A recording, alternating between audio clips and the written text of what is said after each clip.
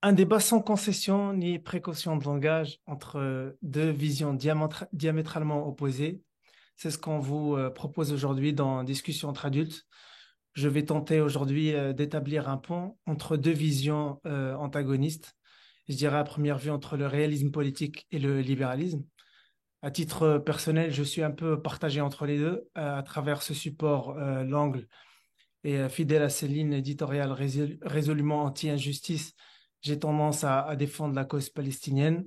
N'en déplaise à ceux qui pensent que je suis candide et que défendre la cause des opprimés est réservé aux esprits crédules et naïfs, mais sans renoncer à la conviction que le système international, par essence, est anarchique. Et dans un système anarchique, les entités faisant partie de ce système, à savoir les États, rivalisent pour le pouvoir. Et par conséquent, on est obligé de considérer le réalisme politique.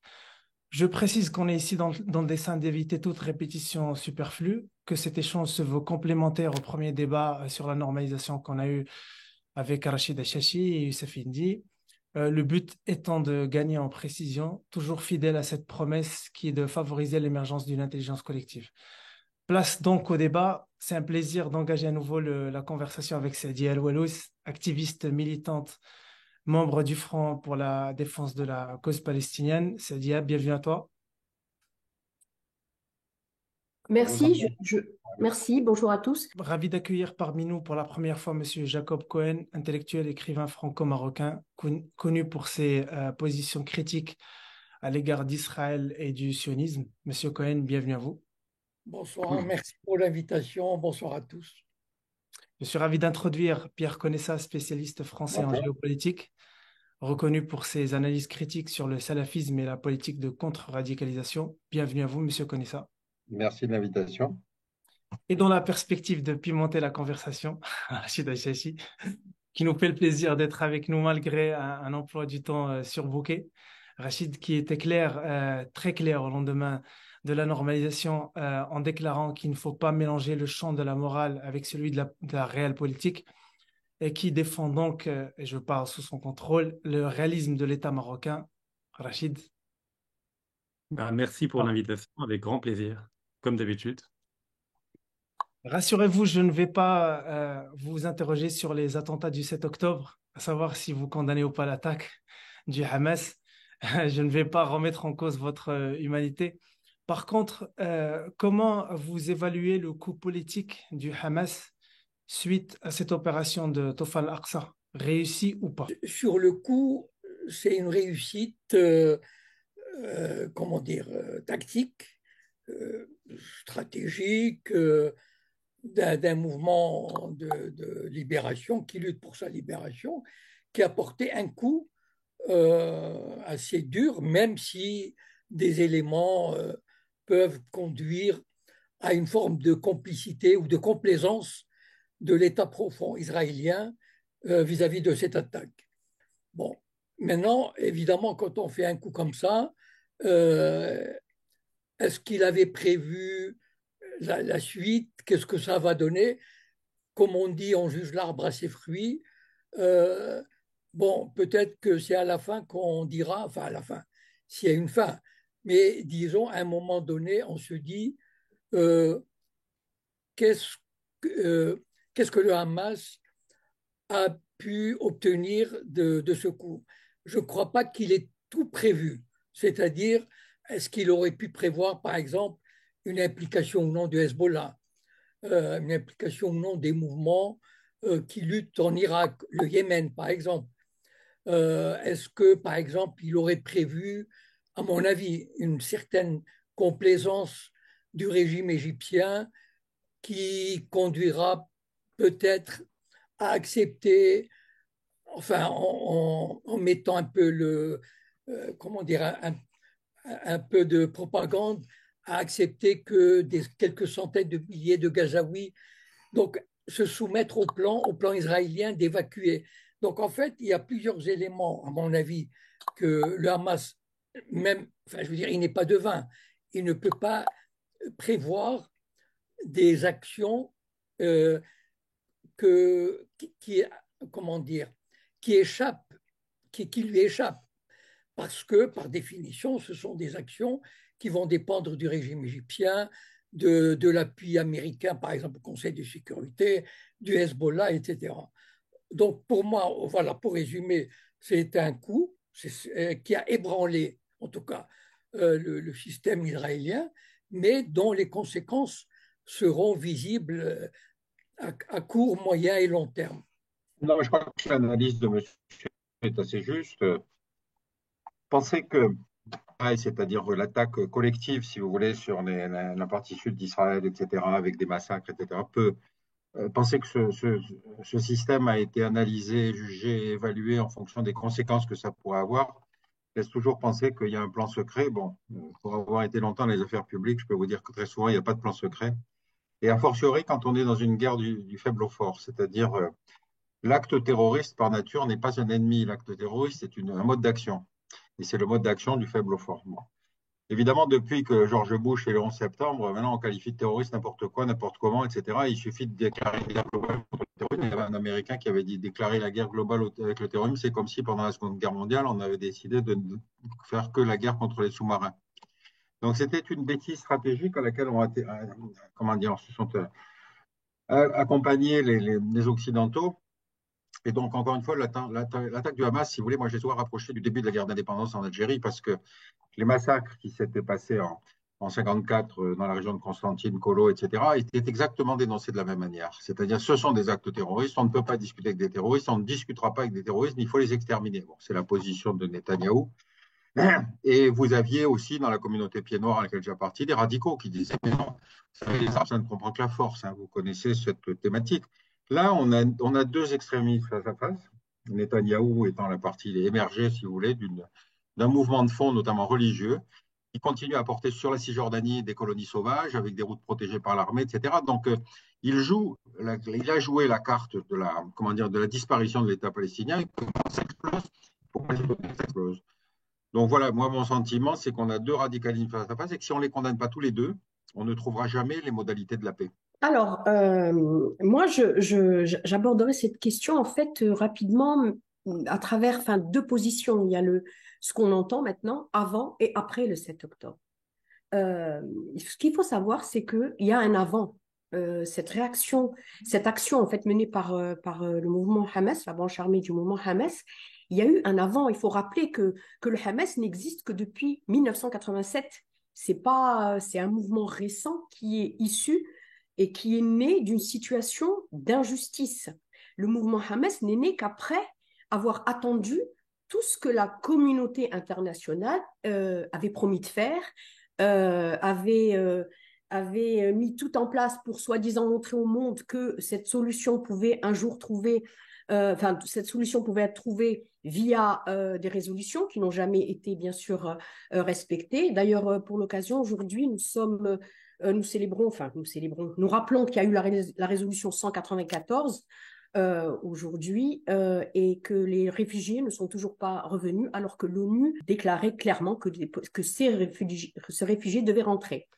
Donc, il y a eu le avant, c'est-à-dire que je me refuse à dire que le 7 octobre est une action comme ça. Non, elle est issue d'une injustice qui dure depuis plus de 70 ans pour tous les Palestiniens et depuis plus de 17 ans pour la bande de Gaza. Alors, on nous rabâche que oui, la bande de Gaza, ils se sont retirés, il y avait plus de sionistes sur la bande de Gaza, ce qui est oui, effectivement, ils se sont retirés, ils n'avaient pas le choix, mais en même temps, ils ont gardé les clés de tout, de l'eau, de l'électricité, du gaz, de tout ce qui fait une vie de société, bloqués de la mer, de la terre, des cieux, etc. Donc, j'appelle pas ça une indépendance de la bande de Gaza. Alors, ce qui s'est passé après, est-ce qu'il y a une victoire politique ou pas? Je pense qu'il y aura des victoires, et il y a des victoires à court terme, à long terme, à moyen terme.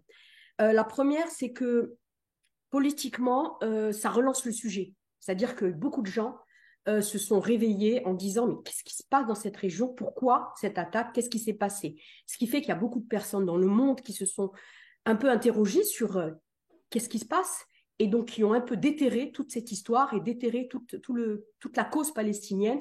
Et là, on a eu vraiment des positionnements honnêtes pour rien vous cacher, à part, bon, évidemment, la mauvaise foi de certaines chaînes et de certains sionistes qui continuent à à clamer enfin, qu'on les attaque parce qu'ils sont juifs, etc., etc. Bon, toute cette propagande, je ne vais pas y revenir. Mais voilà. Donc, oui, politiquement, ça relance un peu le sujet, ça réveille des consciences sur une réalité bien précise que c'est le seul encore État occupé dans le monde et occupé de façon ignoble. Parce que même l'occupation, il y a des lois, enfin, il y a quand même des règles, on va dire, dans des guerres, il y a des règles dans des occupations. Ici, on se rend compte que l'entité sioniste n'a aucune règle, aucune loi et que rien ne peut les arrêter. Et on le voit encore aujourd'hui sur le terrain. Alors, pour ramener ça au Maroc, parce que c'est ce qui m'intéresse aussi, ça aussi, eh ben, changer un petit peu les discours sur la normalisation. Comment est-ce possible? Comment, On après va ce y venir, mois, on c'est-à-dire. va y revenir, mais Ouais. une des conséquences, donc je passe et voilà. En tout cas, c'est remis en cause. Les accords d'Abraham sont aussi remis en cause.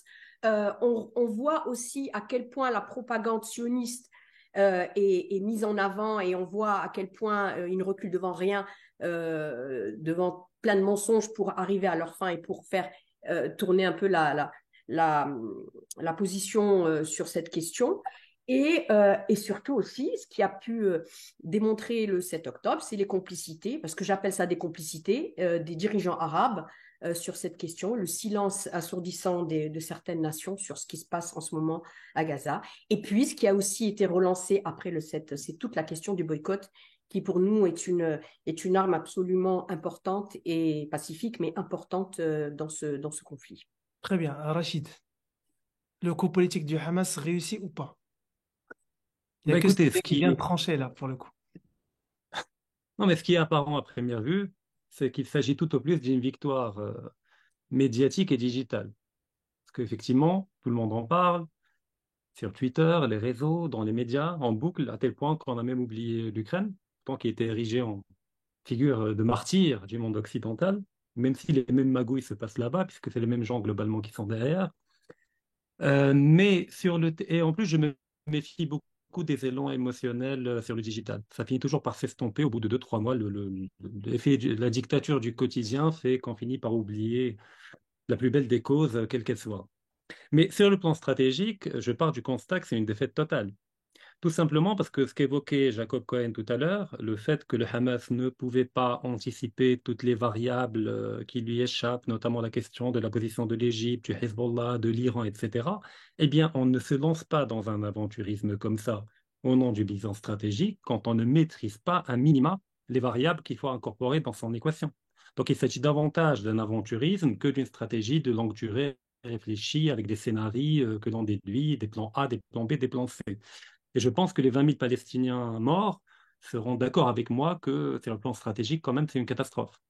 Tout simplement parce que mon hypothèse de travail de départ était que l'État profond israélien était au courant du plan.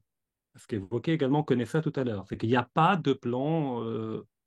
D'accord, bah, j'ai cru comprendre que vous disiez qu'il n'y a pas de plan secret dans le monde d'aujourd'hui, d'autant plus quand il y a un rapport entre faibles et puissants, c'est ce que vous aviez dit. Non, je n'ai jamais dit qu'il y avait de plan secret. Non. Sur les conséquences, je suis d'accord avec vous, mais je ne pense pas que c'était D'accord, mais préparé à mon plusieurs hypothèse. niveaux avec plusieurs intervenants. D'accord, non, mais mon hypothèse de travail de départ, c'était que le plan effectivement était secret du point de vue du Hamas, mais que du point de vue de l'État israélien, le plan était connu. Enfin, depuis des années déjà, l'État israélien était au courant au moins de la préparation au niveau opérationnel du Hamas par rapport à ce type d'opération, que le Hamas était prêt à mener ce type d'opération. Et à l'époque, c'était Netanyahou qui était Premier ministre déjà. C'était un rapport qui lui a été fourni par le ministre. Et puis on apprend récemment, il y a je crois un peu moins d'un mois, que même quelques semaines avant l'attaque, l'armée israélienne était au courant, quasiment dans les moindres détails, de l'opération menée par le Hamas. Et donc parler de victoire stratégique ou de victoire politique dans la mesure où on est l'idiot utile d'une stratégie qui nous dépasse et qui permet d'offrir à l'État profond israélien un alibi en or pour mener à terme une épuration ethnique dans la bande de Gaza, qui était anticipée depuis bien longtemps. Il suffit de lire les travaux de Yusfindi qu'il a évoqué déjà il y a plusieurs années, qu'il y avait un plan d'épuration ethnique de la bande de Gaza. Alors, épuration ethnique ne veut pas forcément dire génocide. Ça peut être déplacement de population forcée, c'est également une forme d'épuration ethnique. Et ça permet également de faire taire les contradictions internes au sein de la société israélienne, parce que Netanyahou était dans une position très fragile, notamment par rapport à ses dérives autoritaires par rapport à la réforme de la justice, un certain nombre de choses. Et donc la cause commune, la cause ultime permet de faire taire ces contradictions. Donc a priori, on est parti pour une opération qui va aller jusqu'au bout. C'est-à-dire jusqu'à l'inondation totale de tous les tunnels souterrains, jusqu'à la destruction de la majeure partie de l'infrastructure de Gaza et jusqu'à peut-être l'obtention de la part de l'Égypte d'une ouverture de la seule sortie au niveau du sud afin de déplacer, entre guillemets, momentanément, mais en réalité c'est définitivement, la majeure partie, sinon la totalité de la population de Gaza. Donc si on appelle ça une victoire stratégique et politique, bah, je ne sais pas, pour définir les termes. Je connais ça, vous voulez réagir par rapport à ce que vient Mais de chercher. je vous dis, pour avoir été longtemps dans les affaires publiques, je ne connais pas d'un politique qui soit capable de concevoir un plan à plusieurs niveaux comme ça, en se disant je le sais pas, j'attends que ça vienne, etc. Qu'il y ait eu une explosion à Gaza, ça c'était de toute façon du domaine du prévisible. Le problème, c'est de savoir quand et comment va se passer cette explosion. Vous savez, j'ai cité dans un débat, j'ai osé comparer la révolte de Gaza et la révolte du ghetto de Varsovie. Ça a scandalisé tout le monde, etc. C'est les Allemands et les nazis, c'est pas Israël qui est une démocratie. J'en ai dit, vous savez, pour les victimes, ça fait pas une très grande différence. Parce qu'on ne se place pas du côté des victimes, on raisonne à la place des puissants. Et on croit que les puissants ont des idées très claires sur ce qu'ils veulent faire. Non, un des effets indirects, je pense, qui va se passer dans les pays arabes, c'est que n'oubliez pas cette extraordinaire hypocrisie de tous les régimes arabes qui ont refusé la démocratisation à chaque fois qu'il y avait un mouvement social en expliquant que la cause sacrée, c'était la défense de la Palestine contre Israël. Bon, ça faisait taire tout le monde, ça l'a fait en Algérie, ça l'a fait partout. Donc il y a plusieurs hypocrisies face à face. Qu'il y ait des hypocrisies ici en disant mais non, Israël, la Shoah, c'est nous, mais il faut protéger, etc. Vous avez des problèmes exactement de la même nature, si vous voulez, en Azerbaïdjan, où les Arméniens ont reproché aux Azerbaïdjanais le génocide de 1915, alors qu'ils étaient russes à l'époque. Bon.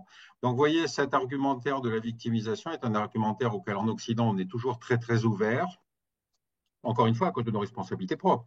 Et vous voyez bien que moi, à mon avis, il y a un basculement qui est significatif dans cette crise, c'est que le nombre de gens qui critiquent l'État d'Israël et qui, finalement, considèrent que la répression est sans commune mesure avec l'acte premier, montre que le front s'est fissuré. On n'était pas du tout dans ces positions-là, par exemple en 73 ni en 67. Et donc là, on est face, je trouve, les Israéliens sont face à quelque chose auquel ils ne s'attendaient pas. Bon, maintenant, Netanyahou est un radical, donc de toute façon, ça ne va pas le faire bouger. Mais quand est-ce que va s'arrêter le massacre?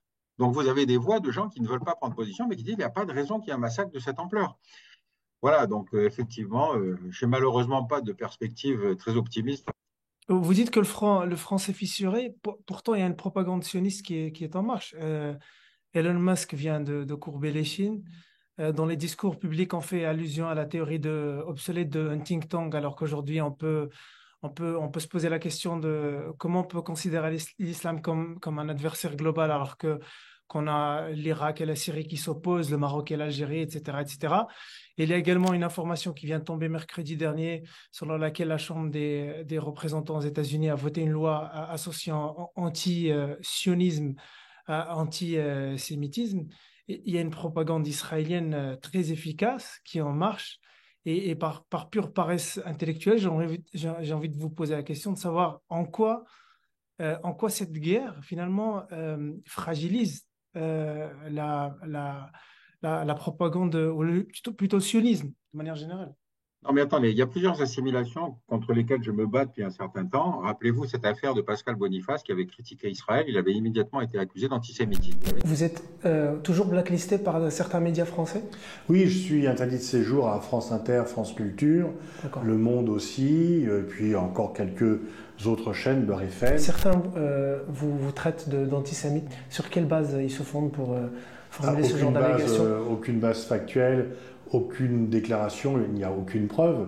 Ils n'ont jamais pu retirer une phrase ou une déclaration que j'ai faite des 70 bouquins que j'ai écrits, des centaines d'articles que j'ai faits, des milliers de conférences que j'ai faites. Jamais, jamais, jamais. Ils ont pu dire, regardez, là, il y a une phrase qui est antisémite. Mais j'ai écrit un livre, Est-il permis de critiquer Israël? J'ai critiqué l'occupation et donc, si je critique Poutine, on ne va pas me traiter d'anti-russe. On ne va pas dire que je fais du racisme anti-russe. J'étais obligé d'écrire un bouquin qui s'appelait A-t-on le droit de critiquer Israël? On est exactement face à la même situation aujourd'hui. De la même façon, du côté de l'islam, à chaque fois que vous critiquez les salafistes, vous avez tout de suite des gens qui vous disent ah oui, c'est de l'islamophobie. Donc il y a deux extrêmes que je déteste par-dessus tout, c'est les accusations d'islamophobie et d'antisémitisme à tout bout de champ. C'est l'arme absolue, c'est le couteau suisse. Ça, dès que vous croyez que vous avez gagné le débat. Donc on est face à quelque chose dont il faut analyser, analyser les causes.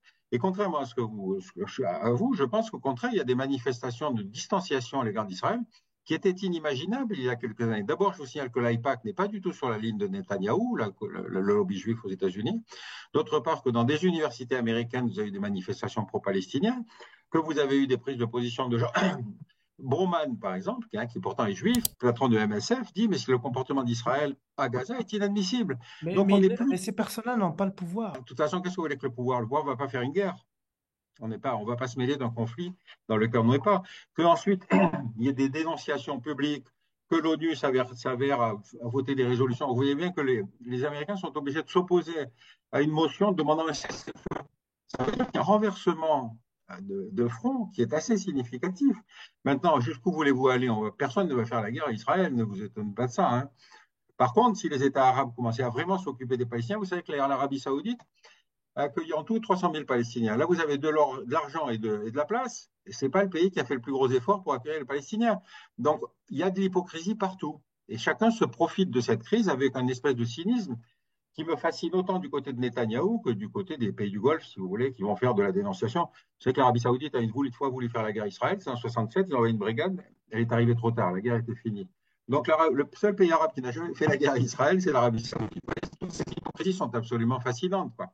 Oui, et puis aucun pays arabe, aucun État arabe n'a de leçon à donner au Maroc parce que c'est d'autant plus évident que, étant donné que jusqu'à présent, aucun État pétrolier arabe n'a réduit son approvisionnement.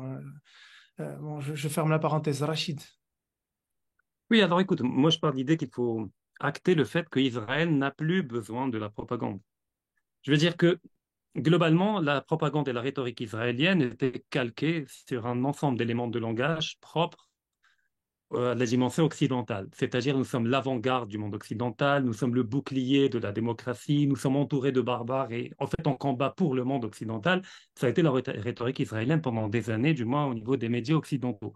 Or, l'Occident, qui est en déclin relatif, avec une perte relative de son hégémonie, même s'il demeure le premier pôle de puissance mondiale aujourd'hui, mais il y a une tectonique des plaques au niveau géopolitique, avec la consolidation d'autres pôles géopolitiques, qui fait que l'Occident est en train de perdre la bataille de la rhétorique et de la légitimité.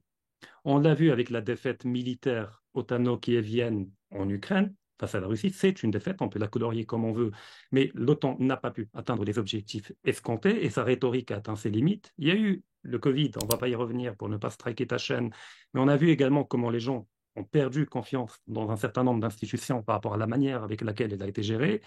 Et donc aujourd'hui, cette rhétorique ne prend plus au niveau des populations. Les gens ne croient plus à ce narratif de la démocratie, de la liberté, des guerres humanitaires, des bombardements humanitaires, etc. De plus, au niveau d'Israélien, on a à la tête du pouvoir non seulement une extrême droite, mais c'est même au-delà de l'extrême droite. On a à la tête d'Israël un pouvoir d'ordre eschatologique. C'est-à-dire, dans les éléments de langage, je relève d'un messianisme, de la fin des temps, du livre d'Isaïe, de Joshua, avec des éléments de peuple de lumière et de peuple des ténèbres. Donc, on est dans une dimension où le discours devient de plus en plus décomplexé, où il fait l'économie de la propagande, il la font quand même, si ça marche tant mieux, mais si ça marche pas, ce n'est pas grave. Et l'Occident, aujourd'hui, les masques tombent. C'est-à-dire, on est en train de voir l'Occident tel qu'il est réellement. Par Occident, j'entends pas les Européens ou les citoyens américains. J'entends les États profonds occidentaux qui prennent en otage leur population, qui les embarquent dans un aventurisme géopolitique mondial et qui payent les premiers le prix de cet aventurisme par les crises économiques, par l'inflation, etc., etc. Et les Ukrainiens en savent quelque chose puisque c'est la chair à canon de ces États profonds occidentaux. Donc, les masques tombent, et donc aujourd'hui, moi, quelque part, je ne m'étonne pas de voir que, qu'il y ait manifestation ou pas, l'armée israélienne continue de faire ce qu'elle a à faire. Donc, on n'est plus dans cette logique de narratif et de propagande. Ils n'ont plus besoin de la propagande. Ça me rend triste de penser que les Israéliens, comment dire, il y a un quitus où il y a une confirmation de leur attitude depuis le début. C'est-à-dire depuis 1948, toute leur politique a été basée sur la force, la puissance, la conquête, l'écrasement. Quand ils ont signé la paix, quelque paix que ce soit, c'était à leurs conditions. Et donc, il n'y a rien, ils n'ont pas l'impression que quelqu'un peut les arrêter. Et à juste titre d'ailleurs, parce que euh, c'est un agent, enfin c'est un acteur international qui a son importance au niveau de l'armement, du renseignement, de la technologie. Des pays comme la Chine et l'Inde sont des clients très importants. La Russie respecte, en tout cas traite Israël avec un certain respect. Et donc, Israël aujourd'hui peut dérouler son planning. Voilà. Quasiment avec. Mais je pense qu'il y a quand même une inconnue. Je ne serai pas aussi tranquille et aussi, comment dire, sûr de soi. Pourquoi? Il y a une révolution qui est en train de se faire dans le monde. Bien sûr, aujourd'hui, on imagine mal, enfin, je veux dire, c'est pas la Russie ni la Chine qui vont s'opposer ouvertement à Israël. D'ailleurs, ils ne pourraient pas. Mais il y aura, à mon avis en tout cas, je pense, il y aura un certain détachement progressif parce que Israël va apparaître de plus en plus. Il y a des choses qui ne, comment dire, qui ne se conçoivent pas. Je vois mal comment des pays comme la Russie, la Chine, qui militent pour un nouvel ordre international basé sur le dialogue, basé sur le droit, basé sur l'égalité et la justice, puissent tolérer un impérium aussi arrogant, aussi démentiel. Évidemment, ils ne vont pas le contrer parce qu'ils ne veulent pas, mais il y aura probablement, enfin c'est comme ça que je vois les choses, une espèce de détachement de ces pays qui vont réduire les échanges commerciaux, militaires, économiques, technologiques. Et donc, même l'Europe, à mon avis, vous savez, l'Europe va se réveiller très mal avec la défaite de l'Ukraine, avec la crise économique, etc. Donc, il y aura des remises en question. Il y a des remises en cause qui vont se faire. Et il est probable, pourquoi pas, que la question israélo-palestinienne fasse partie de ces remises en cause. Donc, moi, je table sur sur une espèce de délitement de la position morale, mais pas morale à la limite, ne parlons pas de morale, mais la position d'Israël en termes de... vous savez, j'aurais du mal à penser que l'Arabie saoudite, par exemple, va dire, bon, allez, OK, dans 6 mois, on va reprendre les négociations. J'aurais du mal à le concevoir. Donc, je pense que le coup porté aujourd'hui par Israël semble absolument réussi et aura tendance à réussir, mais je crois quand même que cet État, comment dire, suscitera une espèce de répulsion ou de rejet de la part de nombreux pays. Il ne faut pas oublier quand même que, regardez les BRICS, de qui ils sont composés, et je ne crois pas quand même qu'on va continuer à le traiter normalement, voilà, comme un État digne d'être avec lequel on a envie d'être en bon terme. Effectivement, on est en face d'un État qui n'a pas besoin ni de propagande, mais qui en fait quand même, mais qui n'est plus dans aucune sorte de retenue. Aucune résolution, rien ne l'arrêtera. Il se croit maintenant au-dessus de tout, vraiment de toute loi humaine, enfin n'importe quel, et même du droit international. Ça, on le sait depuis plus de 75 ans. La création même de cet État est fondée sur une injustice. Donc, ça, c'est un fait. Du coup, face à ça, ce qu'on se rend compte, c'est que, eh ben, comme on dit, et c'est pas de la réaction émotive, c'est pas un cerveau, on va dire, reptile, comme on dit, qui réagit, mais c'est un constat clair, logique et cartésien, limite. C'est-à-dire que maintenant, les gens sont en train de se demander pourquoi cet État est dans cette posture.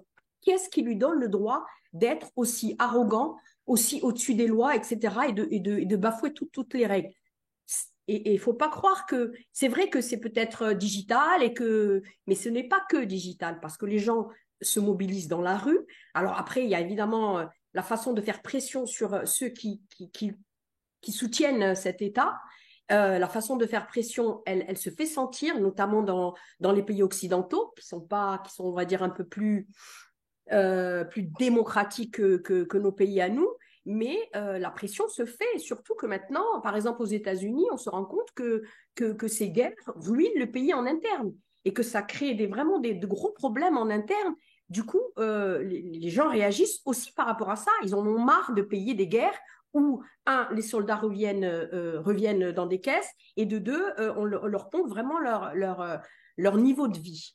Après, ce que je voulais juste... Ça dit, le peuple américain a toujours réagi par rapport à la guerre au Vietnam, par rapport à la guerre en Irak. Il y a toujours eu ces manifestations et j'aimerais peut-être te, te solliciter par rapport à une question sur l'impact de BDS, l'efficacité Ouais. du boycott.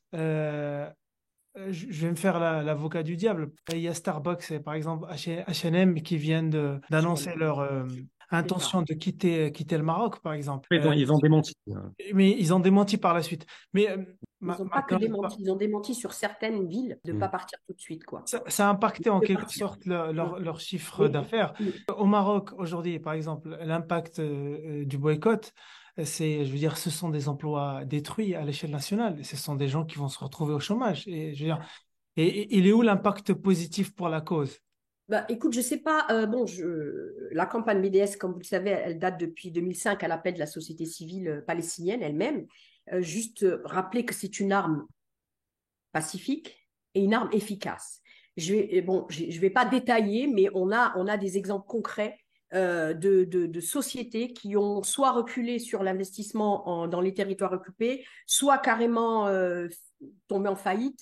Je pense à des questions, à des grandes sociétés comme SodaStream qui s'est retirée. Il y a eu aussi Orange qui s'est retiré également. Bref, c'est un moyen. En fait, c'est le seul moyen qui reste à la population civile. Quand on a vu que nos dirigeants, que nos armées, que les institutions internationales n'agissent pas, c'est la seule arme efficace, je dis bien. Je rappelle que l'Afrique du Sud, elle a posé le genou à terre grâce au boycott. On ne peut pas aujourd'hui dire que ça ne fonctionne pas, ça marche. Alors après, il y a des pointes. Comme en ce moment, c'est vrai qu'il y a des pointes. Il y a des chiffres précis qui montrent que les sociétés on paye les conséquences. Oui, je dois boycotter. Je n'ai pas un dirham à donner à une société qui soutiendrait l'entité sioniste. Caterpillar, par exemple, c'est elle qui habille les soldats. C'est elle qui détruit avec leur matériel les maisons. Alors moi, en tant que consommatrice, bien sûr que j'ai le droit de boycotter. Et qu'on ne me dise pas que ça ne marche pas. Ça marche, la preuve. McDo, Starbucks, enfin toutes ces grandes enseignes qui d'abord, je vous rappelle, elles affirment haut et fort leur soutien, elles affirment haut et fort qu'elles fournissent l'armée en panier, etc. etc. Ce n'est pas nous qui allons les chercher, c'est eux qui s'expriment et qui le disent. Donc, oui, et puis maintenant, on montre des vidéos pour dire non, non, finalement, les Palestiniens, ça veut dire que ça marche.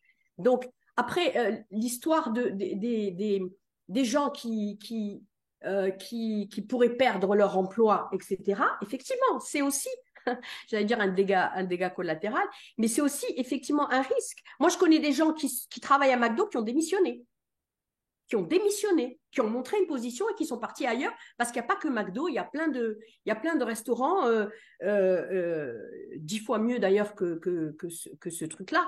Donc, La campagne, il n'y a pas que campagne BDS, bon, c'est la plus connue, mais il y en a plein d'autres. Il y en a notamment une au Liban qui marche très bien et qui porte ses fruits. Mais il faut comprendre, Ayoub, que c'est une arme pacifique qu'on a le droit, pour l'instant, parce qu'il y a encore, il n'y a pas longtemps, on voulait sortir des lois, même au Maroc, pour interdire le boycott. Ça veut dire que ça marche, premièrement. Deuxièmement, Netanyahou lui-même, dans une déclaration, avait dit, moi j'ai deux problèmes sur cette planète, j'ai l'Iran et j'ai les campagnes de boycott. Donc, ça veut dire que ça. Et il y a maintenant un département qui est spécifié dans la lutte contre le boycott. Donc, ça veut dire que ça marche. Sinon, ils ne nous calculeraient même pas.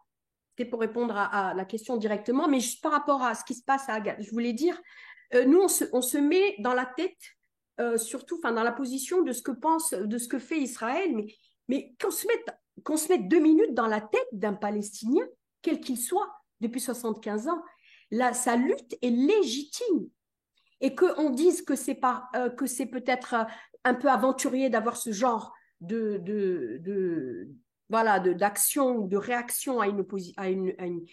Je trouve que on devrait se mettre à leur place et voir de leurs yeux quels autres choix ils ont que de lutter. Dites-moi autre choix. Il y a eu il y a eu le camp David, il y a eu Oslo.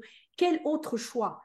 Ça, c'est la première des choses. La deuxième des choses, l'idée que Israël savait que le Hamas allait peut-être faire cette action, possible, parce qu'ils savent qu'en face, ils ont des résistants. Donc, possible, mais pas de cette envergure. Et ils n'avaient pas conscience, ils n'avaient pas connaissance de ce qu'il y a sous Gaza maintenant, qui est peut-être une ville plus grande que Gaza elle-même. Ça, ils n'avaient pas conscience. Et je ne vais pas revenir là-dessus, parce que moi, j'étais à Gaza, j'ai constaté sur place le génie de ces gens. Ils ne lâcheront rien. Donc maintenant, même s'ils rasent Gaza, même s'ils la rasent, et qu'ils, comme on dit, qu'ils fassent une épuration ethnique, ça fait 75 ans qu'ils essayent de le faire. Ça n'a pas marché. Donc ça ne marchera pas plus maintenant. Alors, un petit focus sur la normalisation. On a un pays dont la crédibilité est irrémédiablement entachée. Et, on a des voix qui s'élèvent depuis des mois pour dire que la normalisation ne profite pas au Maroc et qui viennent pomper notre eau, notre terre. J'ai fait une interview à ce sujet avec Sadia Walous, professeur Najib Arksbi, etc. Et donc, que vaut réellement la normalisation aujourd'hui après cette guerre, après le génocide qui prend place actuellement à Gaza? D'abord, il ne faut pas utiliser le terme de génocide, hein. C'est pas, parce que le terme génocide, c'est quand même une définition juridique très précise. C'est la volonté d'un État de faire disparaître complètement une population, etc. On n'est pas loin.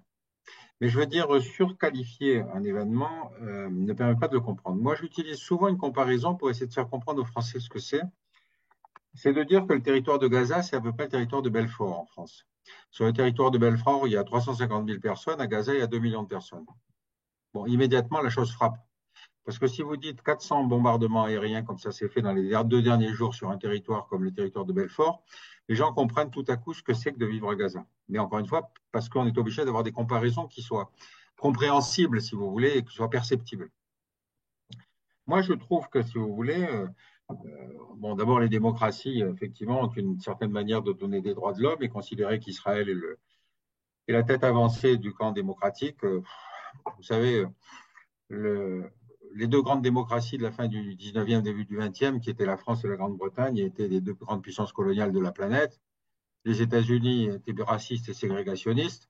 Et finalement, ils votent avec la Russie de Staline et la Chine de Chiang Kai-shek la Charte des droits de l'homme. Donc, si vous voulez, ce n'est pas à moi qu'il faut expliquer qu'une démocratie, c'est un discours et une pratique, en particulier en politique extérieure. Cela dit, ce que je retiens, moi, de la décennie qu'on vient de terminer avec la disparition de l'URSS, c'est qu'on a multiplié l'utilisation du moyen militaire pour essayer de résoudre des crises. On a envoyé des troupes à peu près partout, on a participé à une vingtaine de gestions de crise. Dans aucun cas, l'action militaire n'a contribué à résoudre la crise. Et quand Macron dit effectivement que si l'Israël n'arrête pas, il prépare la guerre pour dans 10 ans, c'est exactement la situation. C'est-à-dire la croyance dans l'outil militaire, ça marche jusqu'à maintenant. Là, en fait, la situation de Gaza, c'est exactement celle du ghetto de Varsovie. Les gens préfèrent mourir que de continuer à vivre comme ça. Et ça, c'est une leçon, si vous voulez, qu'on ne peut pas cacher. Ce n'est pas le fait qu'ils aient fait l'attentat, qu'ils aient fait la vague de massacre du début du conflit. C'est le fait qu'aujourd'hui, ils sont en train de mourir à petit feu que l'Égypte n'a pas l'intention de les laisser entrer. Et donc, on est en train de transformer ça en ghetto à ciel ouvert. Et on ne voit pas qu'est-ce qui pourrait arrêter Netanyahou parce qu'il a besoin de sa logique électorale, si vous voulez, pour dire je suis l'homme qui va garantir la sécurité d'Israël. Donc, si on ne condamne pas les deux en même temps et si on ne signale pas qu'en Cisjordanie, il est en train de faire exactement la même chose, avec des juifs radicaux qui viennent créer des colonies sauvages dans la Cisjordanie, avec des routes protégées par l'armée israélienne, etc., on ne comprend pas que la Cisjordanie n'éclate pas demain. Donc, malheureusement, c'est très difficile à faire entendre, mais on est obligé de continuer à militer comme ça et de faire comprendre que les victimes sont les mêmes des deux côtés. C'est difficile parce qu'effectivement, dans les mois, on n'a plus le droit à la parole. Les mois, il faut saluer les victimes. Bon, quand vous dites, mais oui, mais il y a autant de victimes de l'autre côté, si ce n'est plus, ah non, c'est pas pareil, ce ne sont pas les mêmes victimes. Et c'est ça qui est une espèce d'ignominie des plateaux télé, quoi. Bon, quand vous dites qu'il ne faut pas qualifier la guerre de génocide, avec une armée qui a une puissance de frappe assez extraordinaire, jupitérienne, j'ai presque envie de dire, ils utilisent l'IA pour mener des frappes chirurgicales sur certains appartements dans les immeubles sans démolir l'ensemble de l'immeuble. Je veux dire, je suis au quotidien la situation à Gaza, donc pour moi, il est très difficile pour moi de ne pas qualifier la situation de génocide. Après, voilà. Aucune arme qui fasse la distinction entre un combattant, une femme et un enfant. Quand on voit la violence des bombardements, 400 bombardements, ce ne sont pas des frappes chirurgicales, c'est des frappes de destruction. Si c'était des frappes chirurgicales, le problème serait réglé depuis longtemps. Non, non, il y a une volonté effectivement de détruire Gaza, de raser Gaza, pour laisser les gens dans une situation de désespoir absolu en espérant que ça va couper sous les pieds de le Hamas, alors que ça va être exactement le contraire. C'est-à-dire que la radicalisation va être encore plus forte. Mais quand vous êtes dans un radicalisme comme celui de Netanyahou, vous faites croire à vos électeurs, mais même en Israël, il y a des gens qui n'y croient pas. Vous faites croire à vos électeurs que c'est la solution finale. On va enfin y arriver. Non, c'est effrayant. Je vous dis, 2 millions de personnes, quand ils donnent l'instruction au début, vous savez, de déplacer 1 million de personnes vers le sud, dans un plateau télé, j'ai dit, mais ça s'appelle du nettoyage ethnique. Et les gens m'ont dit, mais non, c'est pas pareil, vous vous rendez pas compte, c'est pour les protéger. Je leur dis, oui, c'est ça, comme ça, ils pourront revenir dans leur maison détruite. Mais vous vous rendez compte du niveau de bêtises, de commentaires que parfois on trouve sur des plateaux télé. Donc, on a un travail régulier à faire pour dire, non, non, il faut comparer les choses. Il faut utiliser les mêmes termes pour qualifier les mêmes actes. Et seules les victimes nous intéressent. Il y a eu des victimes du massacre du début du conflit. Il y a encore plus de victimes maintenant de l'autre côté.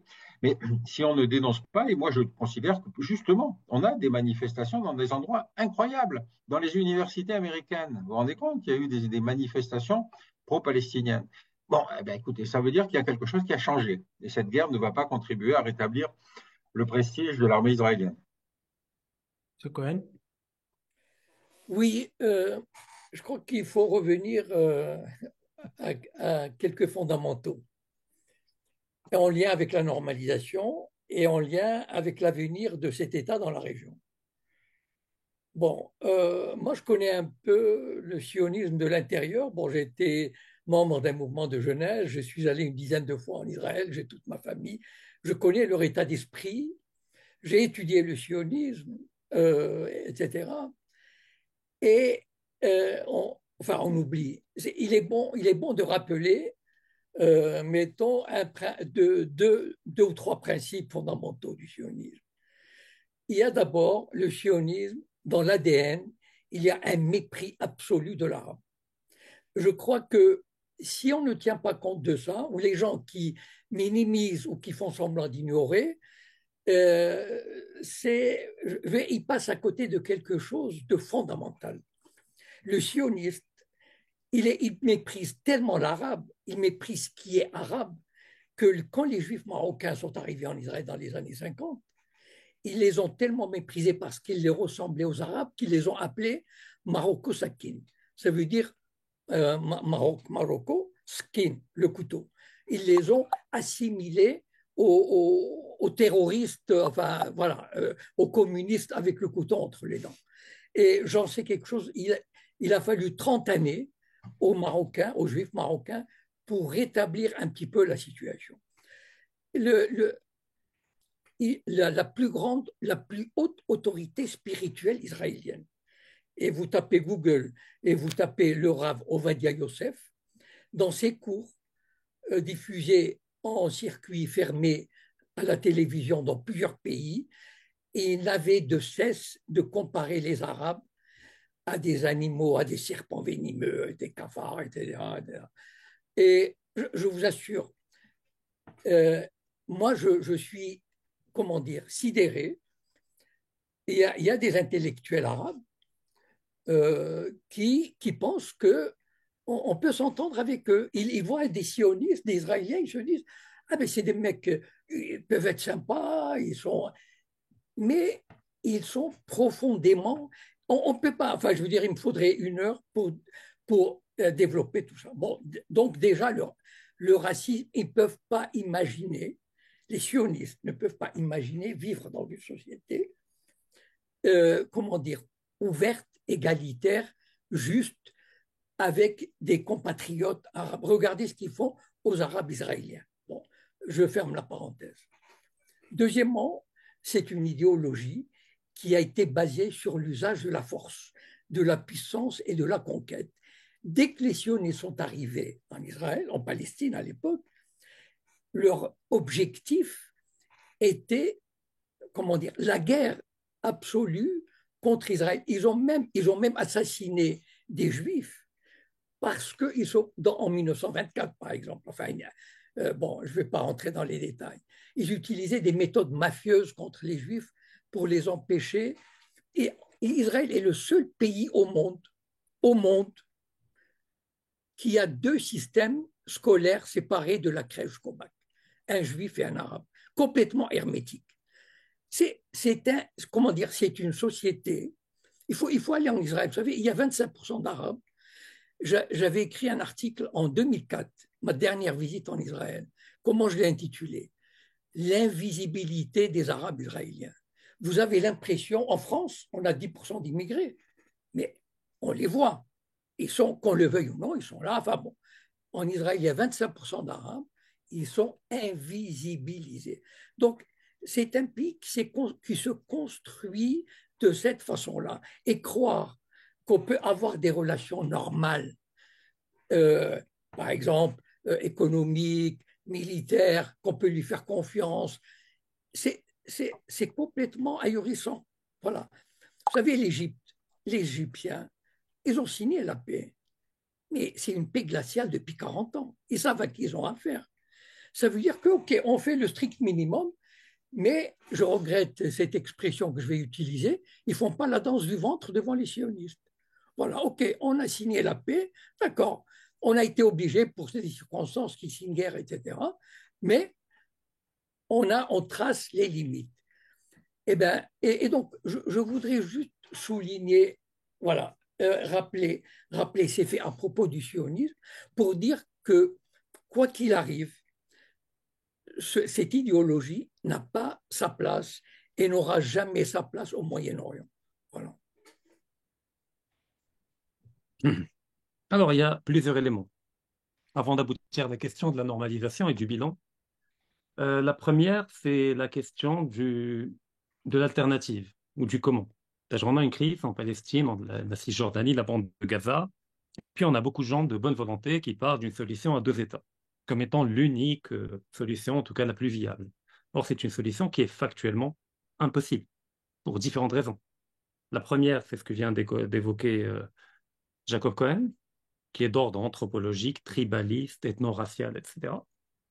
Et la deuxième, elle est d'ordre très factuel, c'est que l'État israélien, dans sa composition actuelle, territorialement parlant, n'a pas de profondeur stratégique.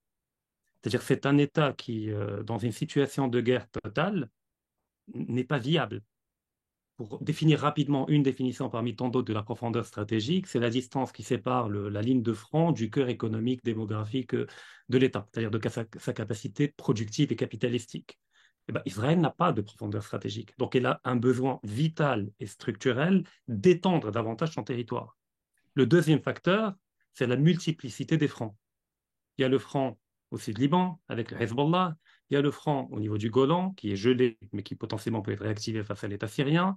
On a le front sud qui est stabilisé avec l'Égypte, mais demain ça peut déborder. Il suffit d'une instabilité en Égypte ou d'un énième coup d'État hostile à Israël et ça peut être réactivé. Et puis il y a un front avec la Cisjordanie, qui est en train d'être réactivée par Israël elle-même, qui a besoin d'une forme de chaos contrôlé, et puis un front intérieur, qui est celui de la bande de Gaza, qui est, du point de vue de l'État israélien, une forme de bombe à retardement qui se trouve au cœur de l'État israélien. Donc on n'est même pas dans un schéma de profondeur stratégique, mais au cœur.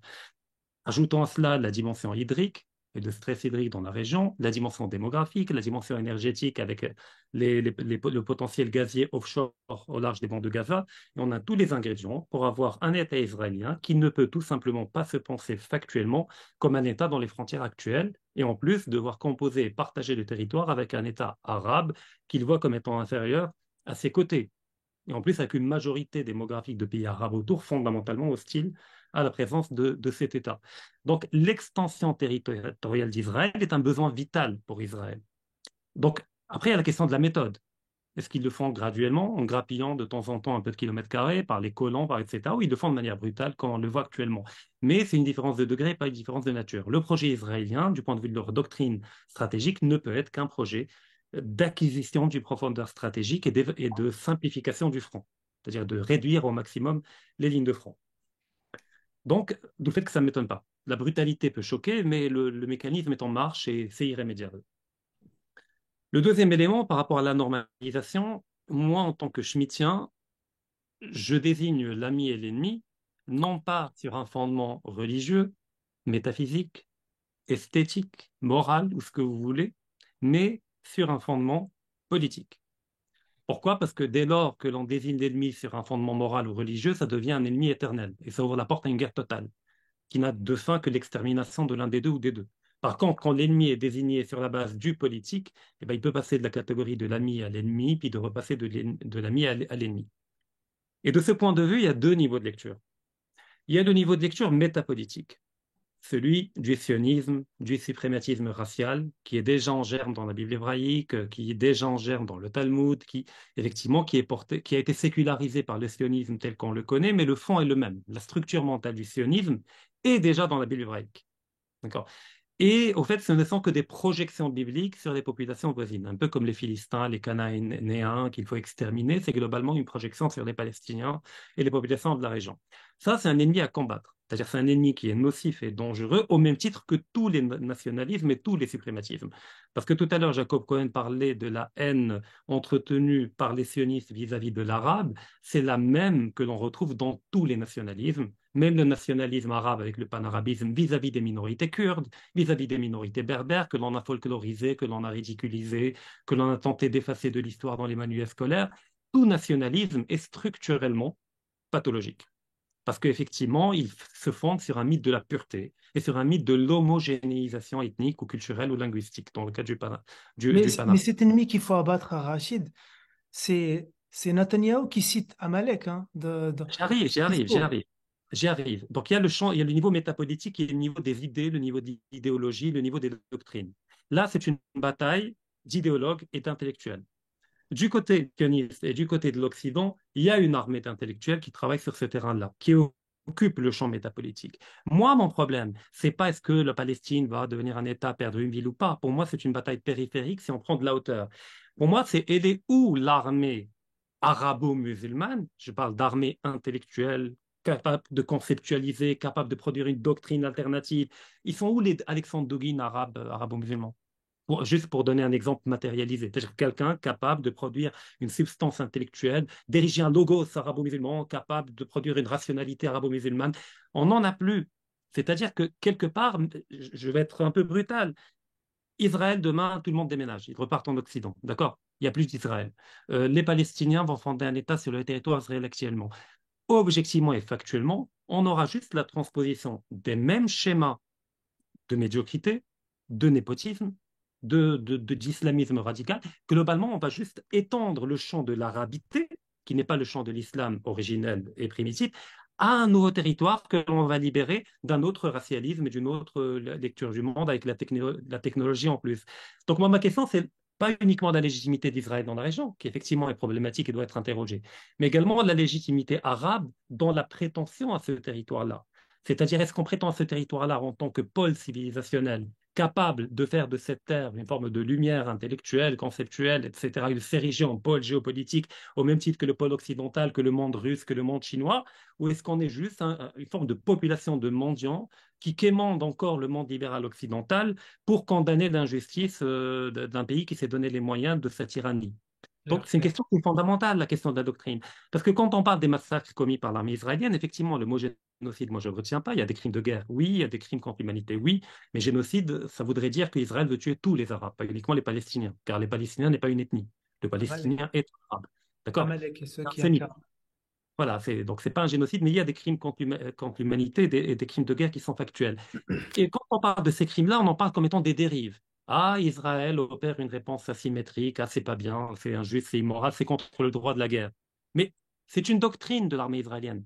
Ils ne font pas ça par émotivité, par un schéma de vengeance. C'est théorisé en tant que directive de Tsahal. Il y a au moins deux grandes directives qui structurent la réaction israélienne.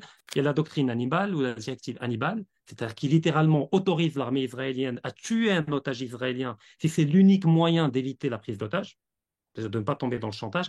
L'autre doctrine, qui est la doctrine Dahiya, qui stipule clairement que si la pluie tombe chez nous, eh ben, vous aurez la tempête chez vous. C'est-à-dire que pour chaque mort israélien, eh ben, il faudra provoquer 30-40 morts de l'autre côté. Donc effectivement, il n'y a pas de frappe chirurgicale. Quand on envoie une bombe de 500 kilos, on ne peut pas parler de frappe chirurgicale. C'est-à-dire c'est une doctrine rationnelle, conceptualisée, d'assimiler tout civil qui cohabiterait avec un militant du Hamas comme étant une cible militaire légitime. Donc, dans leur tête, ils ne tuent pas des civils, ils tuent des cibles militaires légitimes. Quand dans un camp de réfugiés, ils ont lancé une bombe, ils ont tué 300 personnes, soi-disant en ciblant un haut gradé du Hamas, oui, ils ciblaient le haut gradé du Hamas, mais ils ciblaient également les 300 personnes autour, parce que ayant accepté de cacher cet individu, ils deviennent une cible militaire légitime. Donc moi, ce qui m'inquiète, c'est qu'en face, on a une Israël avec un logos, avec une rationalité, avec une capacité conceptuelle, avec un lobbying qu'ils ont travaillé sur des siècles, avec des leviers d'action et d'influence. Et de l'autre côté, on a un monde arabe qui est amorphe, qui est incapable de produire ne serait-ce qu'une doctrine en termes de politique extérieure, incapable de produire un seul concept, et qui après se plaint de la tyrannie et de la surviolence israélienne. Parce que la seule chose qui est capable de retenir Israël, c'est un rapport de force équilibré. Ce dont on est incapable. Regarde le nombre de brevets déposés par les pays arabes, c'est ridicule. C'est ridicule. Le PIB de l'Italie, qui n'est pas une fois puissance majeure, est supérieur à la somme de tous les PIB des pays arabes. Tous, tous, tous. Du Maroc, l'Arabie Saoudite, le Koweït, avec le pétrole, avec le gaz. Le PIB de l'Italie. Et de quoi on parle? On parle d'une faillite civile. On parle de la faillite de l'Occident, d'accord, ce qu'on veut. Mais une faillite assez confortable. Mais nous, ça fait des siècles que l'on est dans une faillite civilisationnelle et une décadence. Et on ne veut pas avoir ça. Et on cherche à s'acheter une conscience en étant pro-palestinien. Ah bah au moins, je défends la Palestine. Clair. C'est-à-dire, Oui. Alors, il faut que je réagisse là ce que vient de dire Rachid, parce que d'abord, il y a une logique que je ne comprends pas. Si, après ce tableau qu'on vient de décrire de l'entité sioniste, à savoir, en plus, vous avez parlé du Tahia, de Haliba, de ce qu'ils font, du massacre, etc., et qu'on pourrait, après tout ce que vous avez dit, envisager de normaliser avec une entité de ce genre. Ça, c'est la première des choses. Les Américains ont fait pire. Les Américains ont fait pire. Je Personne m'en n'appelle à fous. rompre Je les parle relations avec les d'Israël. Je veux États-Unis. Non, mais bien. personne n'appelle à rompre les relations avec les États-Unis. Ils ont tué 1 Non, million d'Irakiens. écoutez, juste pour terminer, je reste sur ce truc-là. Les Américains ont fait pire, effectivement. On est sur le truc des Israéliens. Donc, comment peut-on, à un moment donné, pouvoir dire comme ça, en toute tranquillité, ben d'accord, mais de toute façon, puisque c'est comme ça, vaut mieux être avec le plus fort. Ça, c'est la première des choses. La deuxième des choses, je suis d'accord avec la position amorphe des Arabes. Mais la faute à qui? À comment ça remonte? Comment on en est arrivé là? Comment dans les pays qui ont justement, et c'est notre propos aussi, comment peut-on justifier que 22 pays arabes autour d'Israël ne lèvent pas le petit doigt? Qu'est-ce qui s'est passé dans la tête de ces dirigeants pour qu'un jour ils soient aussi aplatis? Est-ce que vous croyez voilà, que c'est arrivé comme ça? Ça fait partie du plan des sionistes, ça fait partie du travail d'Israël, effectivement. Et quand quelqu'un veut lever la tête, dans ces pays-là, vous savez très bien comment ça se passe. Soit ils sont emprisonnés, soit ils sont butés, soit il y a des coups d'État. Je prends l'exemple de l'Égypte. Effectivement, il y avait Morsi. Peut-être qu'il avait tous les défauts du monde, mais il n'a pas été destitué parce qu'il n'a pas été destitué, assassiné en prison parce que l'économie n'allait pas bien on le dit. D'abord, on aurait pu attendre qu'il y ait des élections pour le faire virer de son poste, puisqu'il a été élu démocratiquement. Vous voulez que je vous dise pourquoi il a été dégommé? Justement parce qu'il a osé ouvrir les vannes de Gaza. Et c'est à ce moment-là, moi, que j'étais à Gaza. C'est pour ça qu'il a été dégommé. Et tout pays arabe qui lèverait la tête et qui s'opposerait à l'antité-sioniste, eh ben voilà le sort qui. C'est pour ça qu'ils se sont tous écrasés. Ça, la première des choses. Ensuite, on parle de prix par ici, par ici. Mais qui fait les prix, qui défait les prix? Parce que vous croyez que le prix Nobel est un truc objectif? Vous croyez même l'Oscar, quand un acteur a un Oscar, c'est parce qu'on a voulu qu'il ait cet Oscar, parce qu'il a osé critiquer un État. Donc, ça ne tient pas la route. On ne peut pas, pour aucune raison, dire que l'antité-sioniste devra un jour être un allié, quel qu'il soit. C'est impossible de dire ça après ce qu'on voit et après ce que vous venez de dire. Donc, je suis désolée, mais je n'abonde pas du tout dans ce sens-là. Vous avez le droit de penser ça. Chacun est libre de penser, mais ne rendez pas. Oui, rendez les Arabes responsables, mais les Arabes qui nous gouvernent. Parce que ouvrez les peuples, ouvrez les portes au peuple, ouvrez les frontières. Pour votre info, chaque Arabe qui essaye d'aller en Palestine est refoulé. Je sais, j'en ai fait les frais plusieurs fois, juste pour aller juste constater. Donc, ouvrez les vannes et enlevez les chefs d'État arabes et vous verrez. Et vous verrez ce qui se passera dans les peuples. Effectivement, donc ce que je veux dire par là, c'est qu'on est tous d'abord palestiniens chez nous.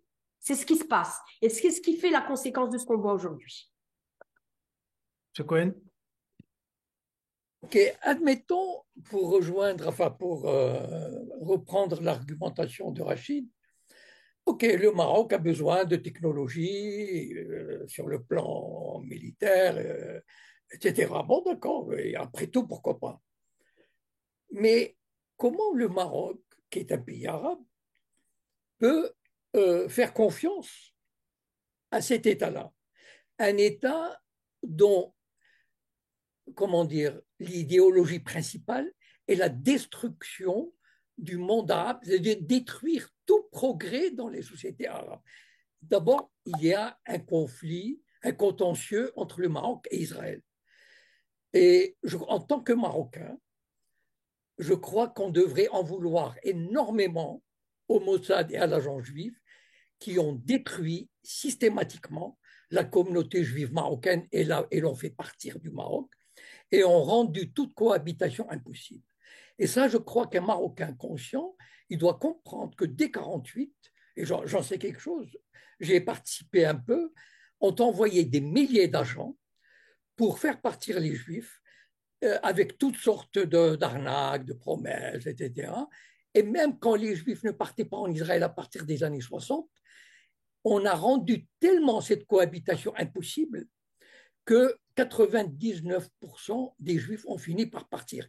Et vous ne connaissez pas la meilleure, c'est que Netanyahou a présenté il y a quelques années la facture au Maroc, 14 milliards de dollars, pour les dommages causés aux Juifs qui ont été obligés de partir. Donc déjà, il y a un contentieux entre le Maroc et Israël sur ce plan. Et je crois qu'un minimum, c'est de connaître ça. Lisez le livre de, comment il s'appelle, Hassan II et les Juifs, et vous comprendrez ce qu'ont été les actions cyniques, machiavéliques de ce pays pour détruire la communauté juive, enfin détruire, la faire partir en tout cas.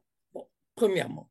Deuxièmement, c'est un pays qui il a détruit la centrale nucléaire de l'Irak, enfin tout ce qui était, tout ce que pouvait faire un pays en termes de progrès, il a détruit. Donc, qui peut lui garantir à Rachid que cette armée sioniste qui arrive et vous donne des drones, des missiles, etc., mais qui vous dit qu'elle ne vous vend pas des trucs où elle introduit des puces pour espionner, ou pour détourner le moment voulu, ou pour créer des tensions avec l'Algérie, faire croire au Maroc, par exemple, en faisant de faux documents et tout, monter une guerre contre l'Algérie, ce qui arrangerait bien, par exemple, Israël.